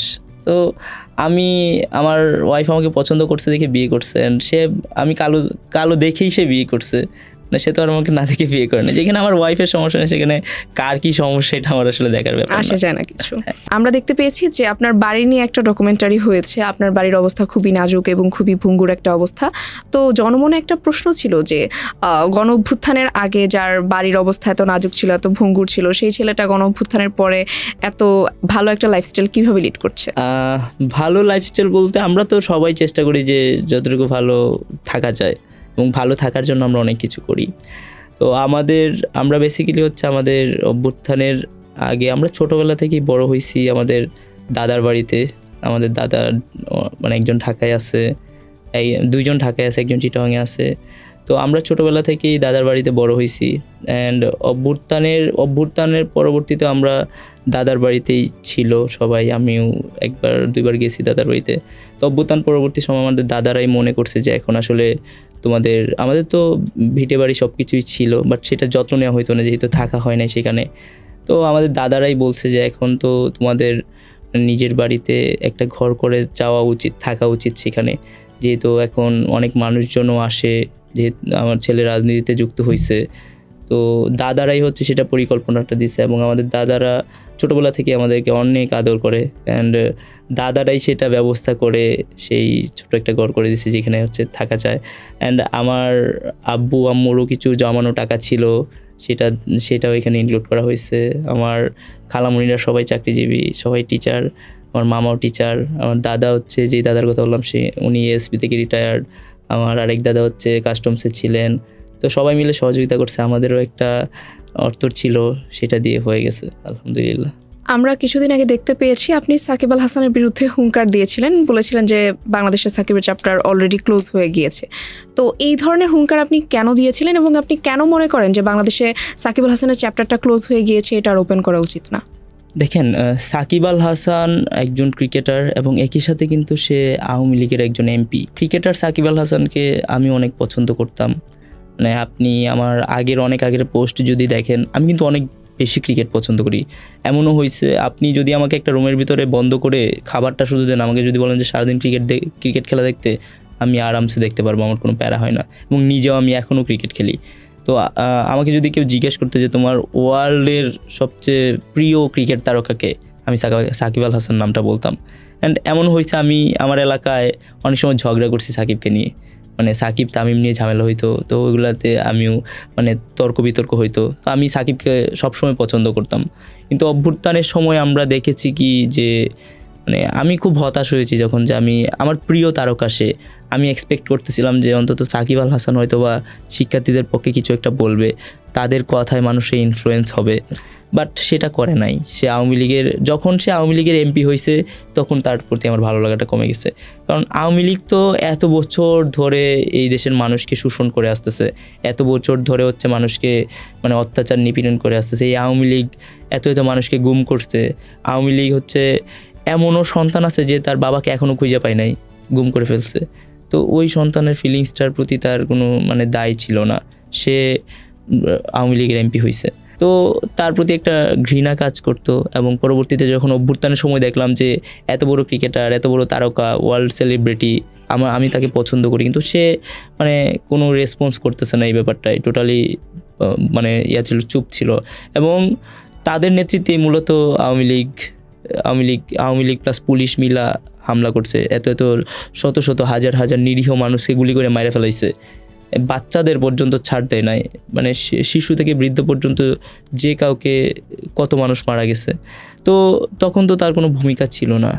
এবং সেই যে অপরাধের দায়ে শেখ হাসিনা দেশের থেকে পালাইছে, যে অপরাধের দায়ে আওয়ামী লীগকে আমরা খুনি আওয়ামী লীগ বলি, যে অপরাধের দায়ে হচ্ছে এত নেতাকর্মীরা আজকে আওয়ামী লীগের নেতাকর্মীরা জেলে আছে, সেই একই অপরাধ তো সাকিব আল হাসানেরও।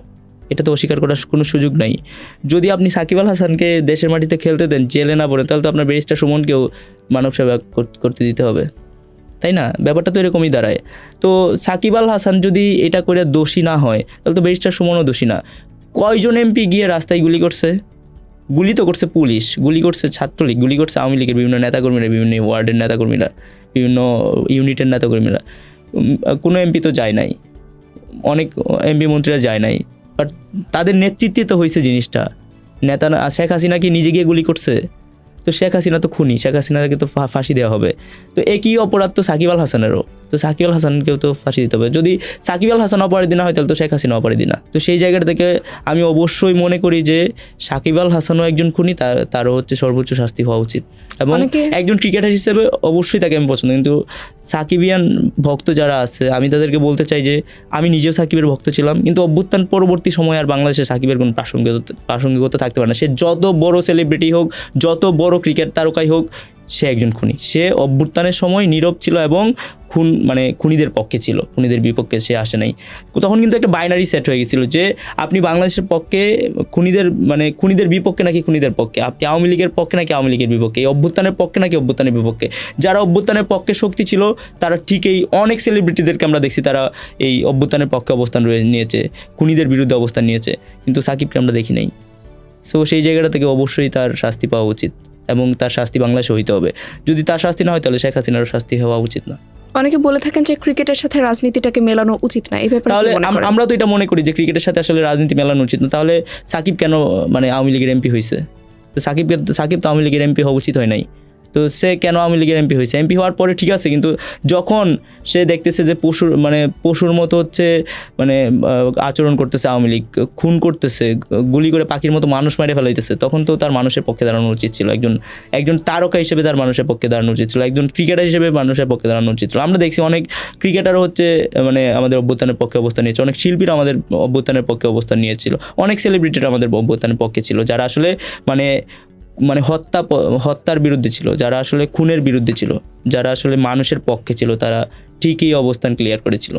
আমরা অনেক সময় শুনে থাকি যে আপনি বর্তমানে যে সংগঠনে আছেন, অর্থাৎ জাতীয় ছাত্র শক্তিতে অনেকগুলো কোরাম রয়েছে, আপনি কোন কোরামে আছেন? আমি আসলে এটা জানি না, আমি এটা মেনটেন করতেও পছন্দ করি না। আমি রাজনীতিটাই শিখতে আসছি। যদি দেখি যে আসলে ছাত্র শক্তি যতদিন ঠিক পথে আছে বা ভুলগুলা শুধরায় নিচ্ছে, এনসিপি যতদিন ঠিক পথে আছে, ভুলগুলা শুধরায় নিচ্ছে, ততদিন আমি সাথে থাকবো। বাট যদি দেখি যে আসলে এনসিপি বা ছাত্রশক্তি তাদের পথ থেকে বিচ্যুত হচ্ছে, তখন আমি সরে যাব। অ্যান্ড আমার কাছে এটাই মনে হয়, যদি ন্যায়ের পক্ষে, আপনি যতক্ষণ ন্যায়ের পক্ষে আছেন আমি আপনার সাথে আছি, যখন আপনি ন্যায়ের পক্ষে নাই আমিও আপনার সাথে নাই।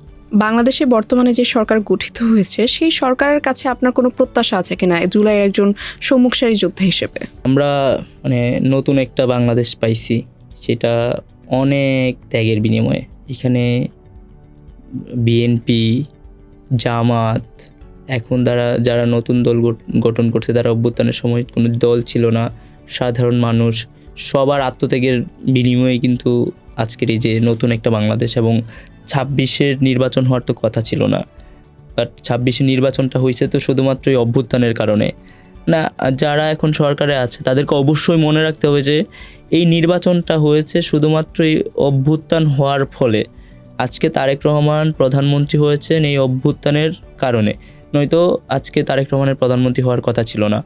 জাইমা রহমান বাংলাদেশে আসতে পেরেছেন এই অভ্যুত্থানের কারণে, যারা শহীদ হয়েছে, যারা আহত হয়েছে, তাদের আত্মত্যাগের কারণে। বেগম জিয়া জেল থেকে মুক্তি পাইছেন শুধুমাত্র এই অভ্যুত্থানে, যারা আন্দোলন করেছে এই অভ্যুত্থানের কারণে উনি মুক্তি পাইছেন। তারেক রহমান আজকে সপরিবারে বাংলাদেশে অবস্থান করতে পারতেছেন এটার কারণে। বিএনপির, জামাতের শত নেতাকর্মী জেল থেকে মুক্তি পাইছে, মিথ্যা মামলা থেকে মুক্তি পাইছে শুধুমাত্র এই অভ্যুত্থানের কারণে। তো এই অভ্যুত্থানকে ভুলে যাওয়ার সুযোগ নাই, এবং নতুন বাংলাদেশকে এই অভ্যুত্থানকে সামনে রেখেই গঠন করা উচিত। এবং যদি কেউ আবারও জনগণের বিরুদ্ধে যাইতে চায়, আবারও যদি জনগণের বিপক্ষে গিয়ে কোনো কিছু করতে চায়, তাহলে আবারও তাদেরকে জনরোষের মুখোমুখি হইতে হবে, সেটা পরিস্থিতিটাতে তাদেরকে পড়তে হবে, এটা মনে রাখা উচিত। এবং দেখবেন যে অভ্যুত্থান পরবর্তী সময়ে সবাই কথা বলা শিখে গেছে, সবাই কথা বলে। আগে যে ভয়টা ছিল মানুষের মাঝে, সেই ভয়টা এখন নাই। এখন একজন রিক্সাওয়ালা মামার সাথে যদি অন্যায় করা হয়, সেও কথা বলে। তো আমাদের দাবি এটাই যে অবশ্যই বাংলাদেশের যারা নাগরিক আছে প্রত্যেকের নাগরিকের মর্যাদা দিতে হবে, এবং নতুন বাংলাদেশ গঠনের ক্ষেত্রে যতদিন হচ্ছে তারা ঠিক পথে থাকবে, আমাদের অবশ্যই সহযোগিতা থাকবে। কিন্তু তারা যদি জনগণের বিরুদ্ধে যাইতে চায়, তাহলে আমাদেরও তাদের বিরুদ্ধে দাঁড়াইতে হবে। একজন বাংলাদেশের নাগরিক হিসেবে তাদের প্রত্যেকটা অনিয়মের বিরুদ্ধে আমরা কথা বলে আসছি এবং বলবো। এবং আপনারা দেখবেন যে এখন বিএনপির অনেক নেতাকর্মী বিভিন্ন জায়গায় সমঝোতার ভিত্তিতে চাঁদাবাজি করে, সন্ত্রাসী করে। আমি আজকেও একটা ভিডিও দেখলাম যে বলতেছে যে মানে চাঁদা চাইছে গিয়ে, পরে ফোনে বলতেছে যে তোর বেডরুমে গিয়ে তোর বউ বাচ্চারা গুলি করে আসবো, যুবদলের নেতা। তো তাকে অবশ্য বহিষ্কার করছে, কিন্তু বহিষ্কার তো কোনো শাস্তি না। বিএনপি তার আইন অনুযায়ী তার বিরুদ্ধে শাস্তি ব্যবস্থা করতে হবে। তো এই জিনিসগুলো আসলে সলভ করা উচিত। যদি এইগুলো চলতে থাকে, তাহলে খুব বেশি দিন হয়তো বা তারা মানে এক্সিস্ট করতে পারবে না। জনরোষের মুখোমুখি হইতে হবে তাদেরকে। আমরা দেখতে পেয়েছি যে নির্বাচনের পরপর বিভিন্ন জায়গায় আওয়ামী লীগের অফিসগুলো খোলা হচ্ছে। তো একজন অভ্যুত্থানের সম্মুখসারী যোদ্ধা হিসেবে এই ব্যাপারটাকে আপনি কিভাবে দেখছেন? দেখেন, আওয়ামী লীগ তো বাংলাদেশে আছে, তো সেই জায়গাটা থেকে তারা অনেক অপচেষ্টা করতেছে বিভিন্ন জায়গায় বিভিন্নভাবে। বাট আমরা দেখেছি যে বিএনপিরই অনেক সহযোদ্ধা রয়েছে আমাদের, যারা সেই আওয়ামী লীগের অফিসগুলো আবার বন্ধ করে দিচ্ছে। অভ্যুত্থানের আমাদের অনেক সহযোদ্ধা রয়েছে, যারা খোলার পরেও সেই অফিসগুলো বন্ধ করে দিচ্ছে। কিন্তু আমরা যেটা দেখতে পাচ্ছি এখন পর্যন্ত রাষ্ট্রীয়ভাবে মানে আওয়ামী লীগ তো এখন নিষিদ্ধ সংগঠন, বাংলাদেশে তাদের কোনো কার্যক্রম করার অধিকার তাদের নাই এখন। তো সেই জায়গাটা থেকে সরকারের কাছ থেকে আমরা প্রত্যাশা অনুযায়ী কোনো পদক্ষেপ পাচ্ছি না আওয়ামী লীগের এগেনস্টে। তো আমি স্বরাষ্ট্র মন্ত্রণালয়ে যিনি দায়িত্বে আছেন তাকে আহ্বান করব যে আপনি তাদের এগেনস্টে ব্যবস্থা নেন, এবং আওয়ামী লীগের যারা এখনও বিভিন্ন অ্যাক্টিভিজম করার চেষ্টা করতেছে অফলাইন এবং অনলাইনে, তাদেরকে বিচারের আওতায় আনা উচিত। এখন আমরা চলে যাচ্ছি র্যাপিড ফায়ার রাউন্ডে। রাজনীতিতে আপনার আইডলকে? আমি আসলে রাজনীতিতে অনেক মানে একদম বিগিনার, কারণ এর আগে আমার পলিটিক্যালি কোনো সংশ্লিষ্টতা ছিল না। আমি দেখে শেখার চেষ্টা করতেছি, অবজার্ভ করতেছি। বাট ওইরকমভাবে আমি এখনও মানে দেখি নাই বা ভাবি নাই যে আমার আইডলকে। বাট আমি যেটা করি, আমি ন্যায় নীতির সাথে থাকতে পছন্দ করি। আমার যেটা সঠিক, এটাকে সঠিক বলতে ভালো লাগে, যেটা ভুল সেটাকে ভুল বলি। তো আমার মানে এক্সিস্টিং যারা পলিটিক্যাল লিডার আছে তাদের মধ্যে ভালো লাগে নাহিদ ইসলামকে। আবার আমার হচ্ছে যদি আপনি পুরা বিশ্বে যে আপনি যদি সুযোগ পান যে কোন পলিটিক্যাল নেতার সাথে দেখা করতে চান, তো এইটা হইলে আমি আসলে থালাপাতি বিজয়কে আপনি চিনেন, যার হচ্ছে সিনেমা এবং বাস্তব জীবন আমার কাছে একই মনে হয়। তো তার মুভি আমার কাছে অনেক ভালো লাগতো। অ্যান্ড এমন কোনো মুভি নাই যে আমি তার দেখি নাই, প্রত্যেকটা মুভি আমি দেখছি। অ্যান্ড আমার মানে তার সাথে দেখা করার খুব ইচ্ছে আছে। যদি কখনো সুযোগ হয় পলিটিক্যাল লিডার হিসেবে, আমি তার সাথে দেখা করতে চাই। আপনি তো নাট্যকলার স্টুডেন্ট। আমি এখন কয়েকজন রাজনৈতিক ব্যক্তিবর্গের নাম বলবো। এই রাজনৈতিক ব্যক্তিবর্গকে আপনার পছন্দের কোনো নাটকের কোনো ক্যারেক্টার দিয়ে সংজ্ঞায়িত করতে হবে। তারেক রহমানকে আপনি কোন নাটকের কোন ক্যারেক্টারটা দিবেন? নাটক বলতে হচ্ছে আমি ইদিপাসটা সিলেক্ট করতে পারি। ইদিপাসের সাথে আমাদের অনেকগুলো লিডারের একটা আমি মাঝে মধ্যে চিন্তা করি। আমি যেহেতু নাট্যকলা স্টুডেন্ট, তো মাঝে মধ্যে ভাবি যে বাংলাদেশটা যদি একটা নাট্যমঞ্চ হয়, সেখানে অভিনেতারা কেমন হবে বা কে কোন চরিত্র হইতে পারে। তো তারেক রহমান ইদিপাস হতে পারে। তারেক রহমানকে ইদিপাস দেওয়ার কারণ কি? ইদিপাস বেসিক্যালি হচ্ছে সেই রাজা থাকে, তো যেহেতু উনি এখন প্রধানমন্ত্রী, তো সেই জায়গাটা হচ্ছে উনি রাজা, উনি প্রধানমন্ত্রী। রুমিন ফারহানাকে দিব হচ্ছে জোকাসটা। ইদিপাসের আরেকটা ক্যারেক্টার হচ্ছে জোকাসটা। তো জোকাসটা হচ্ছে ইদিপাসের স্ত্রী আবার প্লাস মা। ইদিপাসের স্ত্রী প্লাস মা? হ্যাঁ, কারণ ওই অঞ্চলে একটা মহামারী দেখা যায়। তো সেই মহামারীতে হচ্ছে সেই সময় রাজা ছিলেন ইদিপাস। তো রাজা তখন ওই আগের যে রাজা ছিল তার খুনিরে খুঁজতেছিলেন। তো ঘটনাটা অনেক লং, বললে অনেক সময় লাগবে, বাট আমি যদি সামারাইজ করি, তো সে যেই খুনিকে খুঁজতেছিল, সে খুনি হচ্ছে মানে যে যে মারছে সেই হচ্ছে সে নিজেই তার পিতাকে হত্যা করছে, মানে তার বাবাকে খুঁজতেছিল আর কি, যে আসলে তার বাবাকে, এটা নিয়ে তখন প্রশ্ন উঠছিল যে আর কি যে তার পরিচয় কি।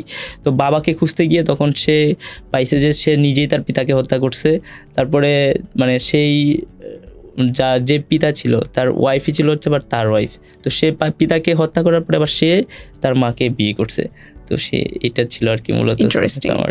পরবর্তীতে নাহিদ ইসলাম। নাহিদ ইসলাম ক্রেয়ন, এটাও হচ্ছে ইদিপাসের একটা ক্যারেক্টার। অ্যাডভোকেট শিশির মনির।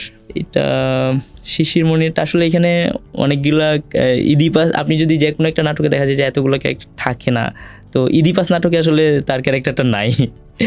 কোন নাটকের কোন ক্যারেক্টার দিতে চান, অন্য কোন নাটকের? এটা আসলে ইনস্ট্যান্ট বলাটা একটু টাফ। এটা মামুনুল হক। মামুনুল হকের ক্যারেক্টারও এখানে আসলে নাই, এটা স্কিপ করতে হবে। অন্য কোনো নাটকের কোনো ক্যারেক্টার, একই নাটকের হতে হবে তা কিন্তু না।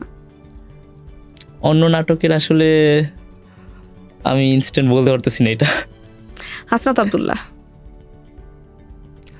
হাসনাত আব্দুল্লাহ মানে আমি যদি অন্য নাটকের বলি তো তাকে এমন ক্যারেক্টার দেওয়া যায় যে হচ্ছে খুব সাহসী এবং মুখের উপর অনেক কিছু বলে দেয়, এরকম মানে একটা ক্যারেক্টার দেওয়া যায়। বাট ক্যারেক্টারের নামটা আসলে আমি মনে করতে পারতেছি না। নাট্যকলার স্টুডেন্ট হয়ে নাটকের ক্যারেক্টারের নাম মাথায় আসছে না। আসলে মানে নাট্যকলার স্টুডেন্ট হলেও কি হয় কি, সবাই তো আর সব সময় তো, আমি এখন এই যে প্রায় 2 মাস ধরে কোনো নাটকের সাথে সম্পৃক্ততা নাই।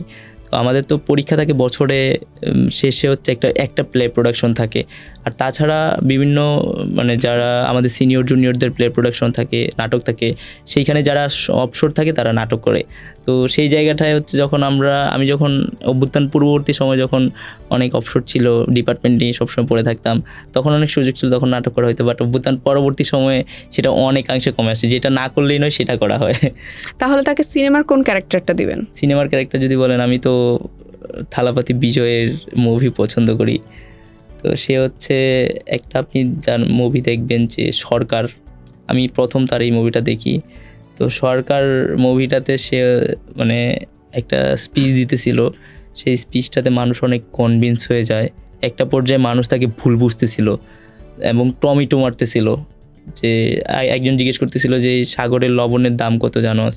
তো তখন হচ্ছে সে একটা স্পিচ দিছিল, যে স্পিচটার মাধ্যমে সবাই কনভিন্স হয়ে গেছিলো।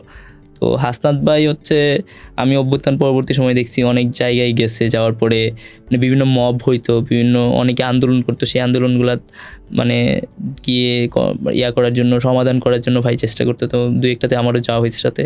তো সে খুব ভালোভাবে মানে মানুষকে কনভিন্স করতে পারে।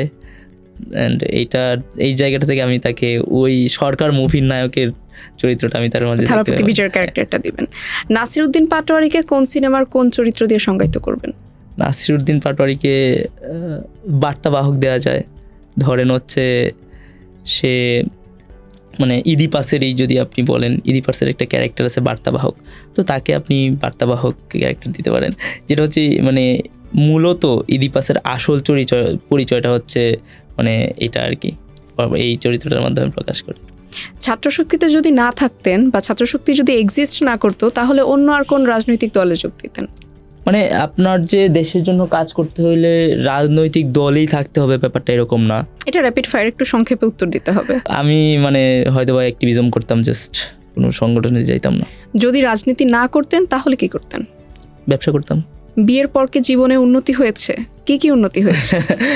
বিয়ের পর উন্নতি বলতে এখন যখন আপনার মানে বউ থাকবে যখন একটা ছেলের, তখন তার একটু টাইমটা অনেক ভালোভাবে মেনটেন করতে হয়, টাইম টু টাইম সব কিছু করতে হয়, বাসায় যাইতে হয় টাইম টু টাইম, খেতে হয় টাইম টু টাইম, ঘুমাতে হয় টাইম টু টাইম। আবার বিয়ের আগে আমি অনেক বেশি এলোমেলো থাকতাম, আমার আসলে কখনোই ড্রেস আপের প্রতি মনোযোগ ছিল না।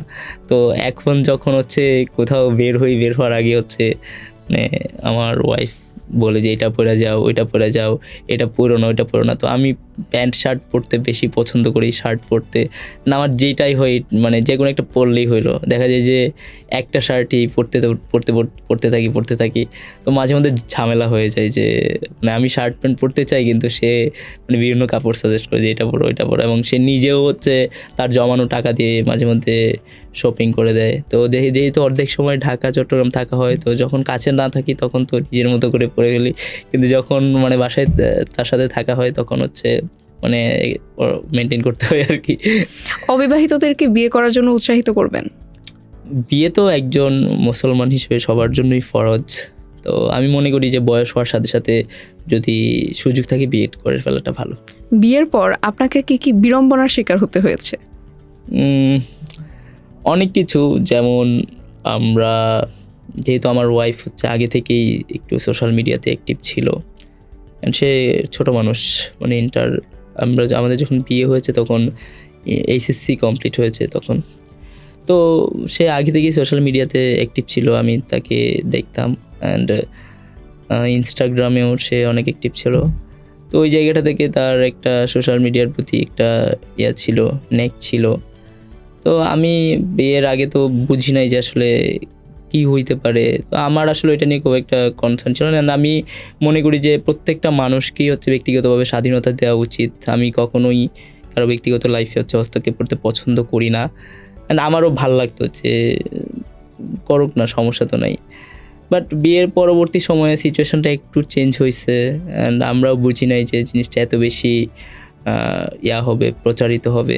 আমি যখন বিয়ে করার যেদিন আমাদের বিয়ে হইল 17 মার্চ, আমি যখন ছবিটা আপলোড দিই তখন এটা ব্যাপক প্রচার হয় এবং দেখা যায় যে মোটামুটি সোশ্যাল মিডিয়াতে একটা ঝড় উঠে যায়। তো তার পরবর্তীতে আমার ওয়াইফও সোশ্যাল মিডিয়াটা মেনটেন করতো, তো এটার কারণে অনেকেই অনেক কিছু সম্মুখীন হতে হয়েছে। তো যেটা আমারও খারাপ লাগতো, মানুষ আজে বাজে কথা বললে তো অবশ্যই খারাপ লাগাটা স্বাভাবিক। তো বাট সেটা তার শখ ছিল, সেটা পছন্দ করতো, আমিও তাকে কিছু বলতাম না। আমার তো সোশ্যাল মিডিয়াতে খুব একটা থাকা হয় না, তো আমি দেখি না খুব একটা কিছু। তো তারপর একটা সময় গিয়ে তার রিয়েলাইজেশন হয়েছে যে আসলে আমি যেটা করতেছি ওইটা বা ঠিক করতেছি না, এটাতে অনেক ক্ষতি হচ্ছে। তো সেই জায়গাটা থেকে সে আস্তে আস্তে আস্তে আস্তে এখন সরে আসছে। তার কারণে কি আপনার ইমেজ ডাউন হয়েছে? না, ব্যাপারটা আমি এটা মনে করি না। আসলে আপনি যখন একটা রাজনৈতিক জীবনে থাকবেন, আপনার উত্থান পতন থাকবে, বাট আমি সবসময় হচ্ছে তার মানে অ্যাক্টিভিটিগুলোকে মানে অ্যাপ্রিসিয়েট করি। সে যেটা করতে পছন্দ করে সেটাকে অ্যাপ্রিসিয়েট করি। একদম এরকম না, আমার মানে এটা আমি মনে করি না আর কি। তো এখন আমি যেটা চাইতাম যে আসলে মানে আপনার লাইফে যেটা পজিটিভ, যেটা আসলে মানে মানুষের নেয়, সেটা আমাদের বাংলাদেশে তো রাজনৈতিক কালচারটা ওরকম ভালো না, যে সবাই দেখবেন পার্সোনাল লাইফ নিয়ে অনেক বেশি ইন্টারেস্টেড থাকে, যেমন আপনিও করতেছেন অনেক প্রশ্ন। তো এইটা আসলে আমাদের বাংলাদেশের মানে এটা নর্মাল কালচার। তো আমরাও এটা বুঝতে পারি না প্রথম দিকে যে জিনিসটা বাজে দিকে যাবে, বাট যখন মানে আস্তে আস্তে জিনিসটা আমরা বুঝতে পারছি যে আসলে ব্যাপারটা বাজে দিকে যাচ্ছে, তখন আমিও ট্রাই করতাম যতটুকু যে বোঝানোর, যে আসলে যেটা মানুষ তো জিনিসটা পজিটিভলি নিচ্ছে না, সেও বুঝতো।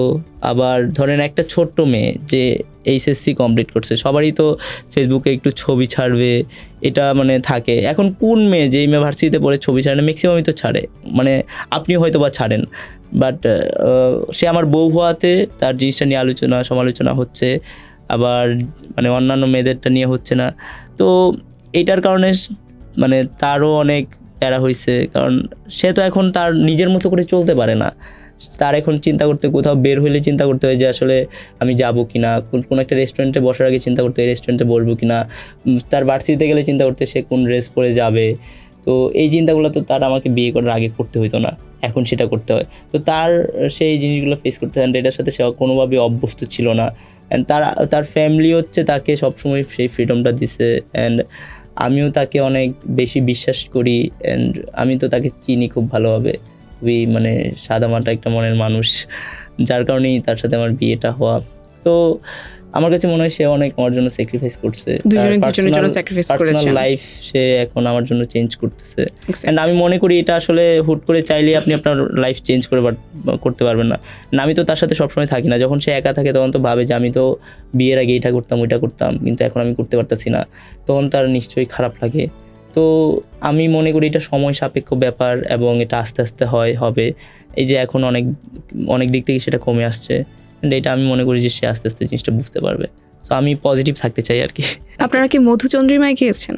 এখনও যাওয়া হয় নাই, ওটা নিয়ে আসলে ভাবাই হয় নাই, বাট আমরা মাঝে মধ্যেই আমি অনেক ঘুরতে পছন্দ করি। আমি অভ্যুত্থানের আগে মানে অনেক জায়গায় ঘুরতাম। যখনই মন চাইতো তখনই আমি ঘুরতে চলে যেতাম। আমার একটা ড্রিম ছিল যে আমি সারা দেশের হিল ট্রেক করে শেষ করব 1 বছরের মধ্যে। তো ও নিজেও ঘুরতে পছন্দ করে। আমাদের যখনই সময় সুযোগ হয় আমরা ঘুরতে বের হয়ে যাই, চলে যাই কোথাও না কোথাও। ঈদের সময় ভাবিকে নিয়ে কোথাও যাওয়ার প্ল্যান আছে কিনা, ঘুরতে যাওয়ার? হ্যাঁ, মানে ও তো সবসময় বলে ঘুরতে চলো, কিন্তু সবসময় তো আর সময় সুযোগটা হয় না। এখন পর্যন্ত কোনো চিন্তাভাবনা নাই। আপাতত হচ্ছে ঈদটা আমার বাড়িতে গিয়ে করার চিন্তাভাবনা আছে। তো তাও যদি ঈদের পরে সুযোগ হয় তাহলে যাবো আর কি। এটা তো মনে হয় আপনাদের একসাথে করা প্রথম ঈদ হবে।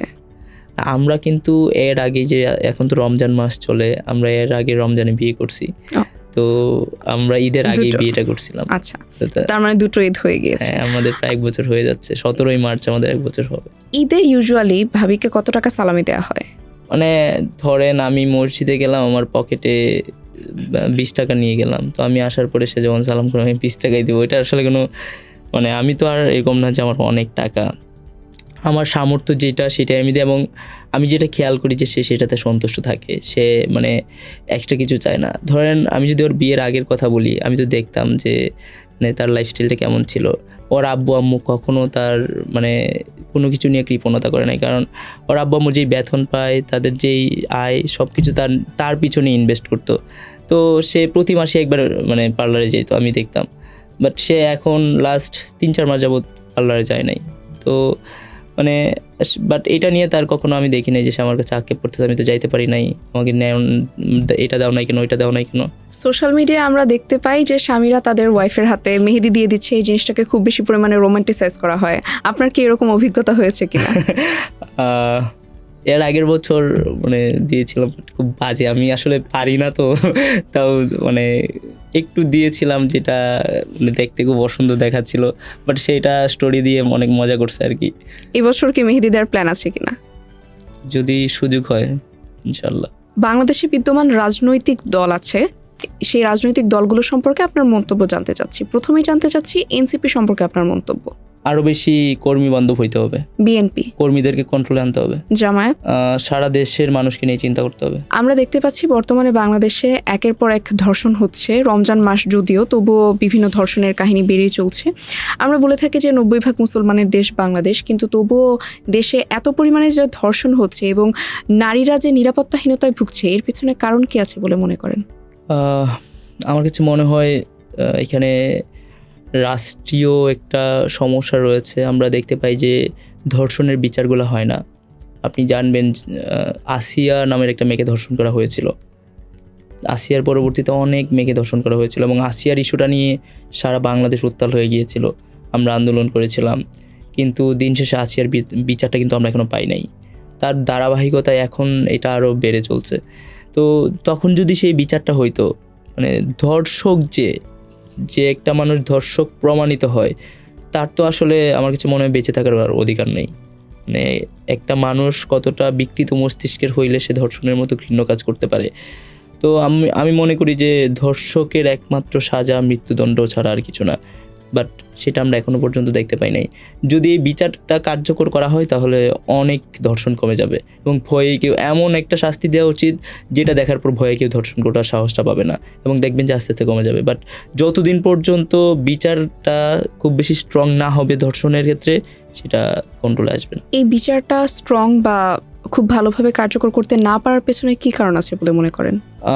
আমার কাছে মনে হয় যে বিভিন্নভাবে বিভিন্ন অনীহা হইতে পারে, বিভিন্ন সংকট থাকতে পারে, বিভিন্ন প্রভাবশালী ব্যক্তিদের কর্তৃত্ব থাকতে পারে সেখানে।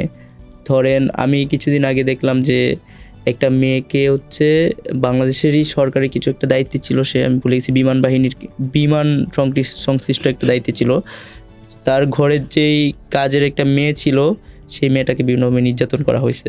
তারপরে আবার আমরা শুনলাম যে তাকে গ্রেপ্তার করা হয়েছে, কিন্তু তার কি বিচার হয়েছে এটা কিন্তু আমরা জানি না। সে আদৌ কি এখনও জেলে আছে নাকি জেল থেকে বের হয়ে গেছে সেটা আমরা জানি না। তার মানে তার পাওয়ার আছে দেখে সে মুক্তি পাইছে। এবং এই যে আইন প্রয়োগের ক্ষেত্রে আমাদের একটা মানে ঢিলেমি করা হয়।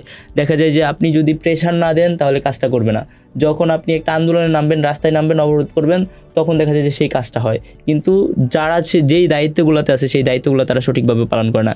আইনটা আসলে প্রয়োগ করা হয় না, শুধুমাত্র আইনটা মানে খাতা কলমে আছে, বইই আছে, কিন্তু সেই আইনটা যে প্রয়োগ করতে হবে দেশের জনগণের মানে সুশাসনের ক্ষেত্রে, ন্যায় বিচারের ক্ষেত্রে, সেটা করা হয় না। যদি করা হইতো তাহলে এত কিছু হইতো না, অনেক অন্যায় কমে আসতো। আমরা একটু আন্তর্জাতিক রাজনীতির দিকে যেতে চাই। আমরা দেখতে পেয়েছি যে বর্তমানে ইরানের সাথে ইসরায়েল এবং যুক্তরাষ্ট্রের যুদ্ধ শুরু হয়েছে। আমরা কি আরেকটি বিশ্বযুদ্ধের দিকে আগাচ্ছি কিনা? এইটা তো আসলে স্পেসিফিকলি বলা যায় না, অনেক সময় দেখা যায় যে এরকম হয়।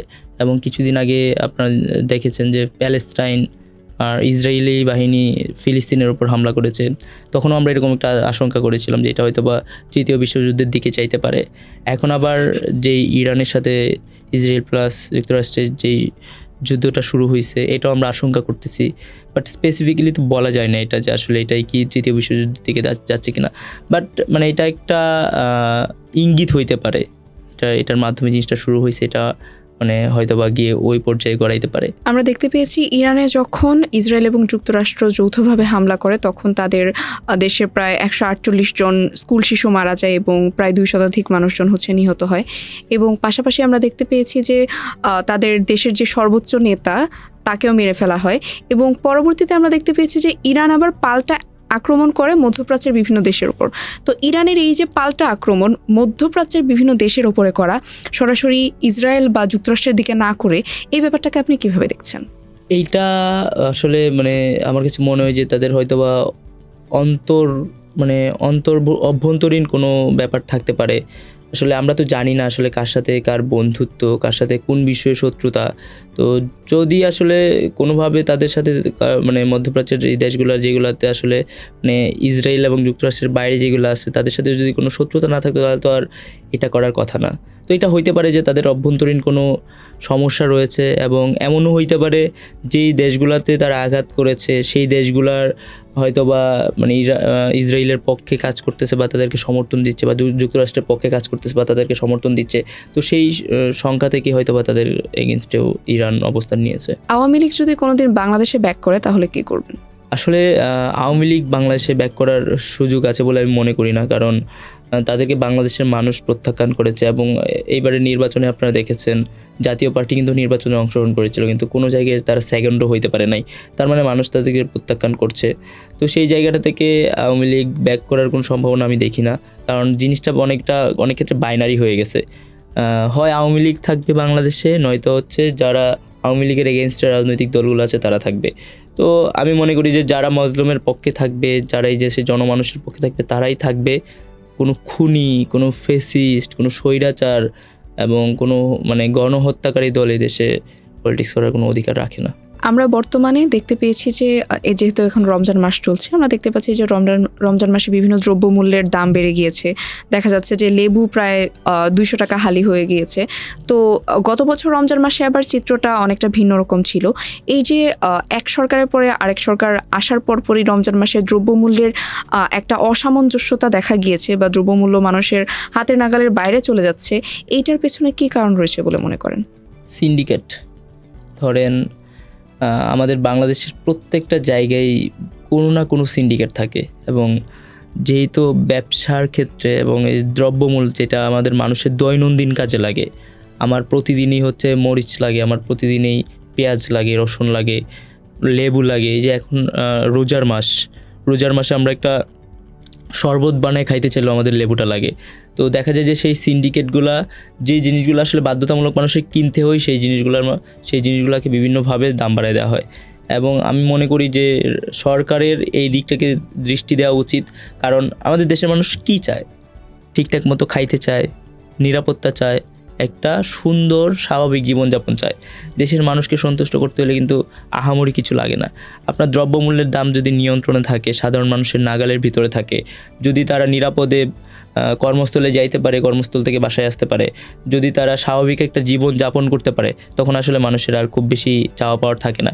তো আমি সরকারকে আহ্বান জানাবো যেন মানুষের দৈনন্দিন যে জিনিসগুলো লাগে এই জিনিসগুলোর ব্যাপারে দৃষ্টি দিয়ে এই জিনিসগুলো সমাধান করা এবং সকল প্রকার সিন্ডিকেট যেগুলো আছে সেগুলোকে ভেঙে দিয়ে নতুন বাংলাদেশকে নতুন করে সাজানো এবং যে মানুষের যে একটা প্রত্যাশা রয়েছে অভ্যুত্থানের পরবর্তী সময়ে সেই প্রত্যাশাটাকে মানুষের বাস্তবায়ন করা উচিত। আপনার জন্য আজকের সর্বশেষ প্রশ্ন, নিজেকে 5 বছর পর রাজনৈতিক অঙ্গনের কোথায় দেখতে চান? রাজনৈতিক অঙ্গনে অবশ্যই ভালো জায়গায় দেখতে চাই এবং 5 বছর পরে এখন আমি যতটুকু মানে সৎ এবং ন্যায়ের পক্ষে আছি, আমি যতটুকু এখন মানে মাথাটা উঁচু করে বাঁচতে পারতেছি, আমি আপনার কাছে এসে বলতে পারতেছি যে আমার এগেনস্টে আপনি একটা দুর্নীতির প্রমাণ, একটা অর্থ কেলেঙ্কারির প্রমাণ আপনি আমাকে দেখাইতে পারবেন না। 5 বছর পরে আমি যেন আপনার এই জায়গায় আমি এসে বলতে পারি যে আপনি আমার এগেনস্টে একটা দুর্নীতির প্রমাণ, একটা অর্থ কেলেঙ্কারির ব্যাপারে আপনি আমার কোনো তথ্য প্রমাণ দিতে পারবেন না। সেই জায়গাটা আমি জাস্ট দেখতে চাই। আমি নিজেকে সৎ এবং মানে ন্যায়ের পক্ষে দেখতে চাই। আপনার কি এমপি ইলেকশন করার কোনো ইচ্ছা আছে কিনা 5 বছর পর? আমি জানি না, আসলে বেসিক্যালি আমার একটু ক্ষমতা থেকে দূরে থাকতে আমার মানে ভাল লাগে, আমার পছন্দ। আমার ওয়াইফ মাঝে মধ্যে এটা নিয়ে মানে বলে যে তুমি কেন এত কিছু স্যাক্রিফাইস করো, কেন সবাইকে এত সুযোগ দাও, কেন তুমি জিনিসগুলো নিয়ে ফাইট করো না। বাট আমি একটু মানে চুপচাপ থাকতে, একটু অবজার্ভ করতে পছন্দ করি এবং আমি মনে করি না যে আসলে মানুষের পক্ষে কথা বলার জন্য আপনার নির্বাচনেই করতে হবে। নির্বাচন যখন আমার প্রয়োজন মনে হবে, আমার যখন মনে হবে যে না আমি এখন রাজপথের কাজ আমার শেষ, আমি এখন সংসদে গিয়ে কথা বলতে চাই, তখন আমি যাব। বাট আমার কাছে আমি এখনও মানে শিওর না যে নেক্সট এমপি ইলেকশন করবো না। আমার কাছে যদি মনে হয় যে নেক্সট ইলেকশন পর্যন্ত আমার আসলে রাজপথের কাজ শেষ, আমি এখন সংসদে যাওয়া উচিত আমার, তখন আমি সংসদে যাব। বাট নট শিওর মানে ইলেকশনেই যে করতে হবে এরকম আমি মনে করি না। অসংখ্য ধন্যবাদ আপনাকে আমাদেরকে এতক্ষণ সময় দেওয়ার জন্য এবং আমাদের দর্শকদের সাথে এত কিছু শেয়ার করার জন্য। Thank you and welcome. প্রিয় দর্শক, এতক্ষণ আমরা কথা বলছিলাম খান তালাত মাহমুদ রাফির সাথে। রাফি নিঃসন্দেহে একজন সাহসী যোদ্ধা এবং তার জীবনের অনেক স্ট্রাগল আছে, পাশাপাশি তাকে বিভিন্ন সময় বিভিন্ন প্রতিকূলতার মধ্য দিয়ে যেতে হয়েছে। আমাদের যারা রাজনীতি করে প্রত্যেকটা রাজনীতিবিদের জীবনেই বিভিন্ন ধরনের প্রতিকূলতা আসে, তবুও আমরা আশাবাদী বাংলাদেশের মানুষ হিসেবে, বাংলাদেশের জনগণ হিসেবে আমাদের রাজনৈতিক নেতারা আমাদেরকে সুন্দর একটি দেশ উপহার দেবেন। সেই প্রত্যাশায় আজকে আপনাদের কাছ থেকে বিদায় নিচ্ছি। ভালো থাকবেন, সুস্থ থাকবেন, জনপালসের সাথেই থাকবেন। আসসালামু আলাইকুম।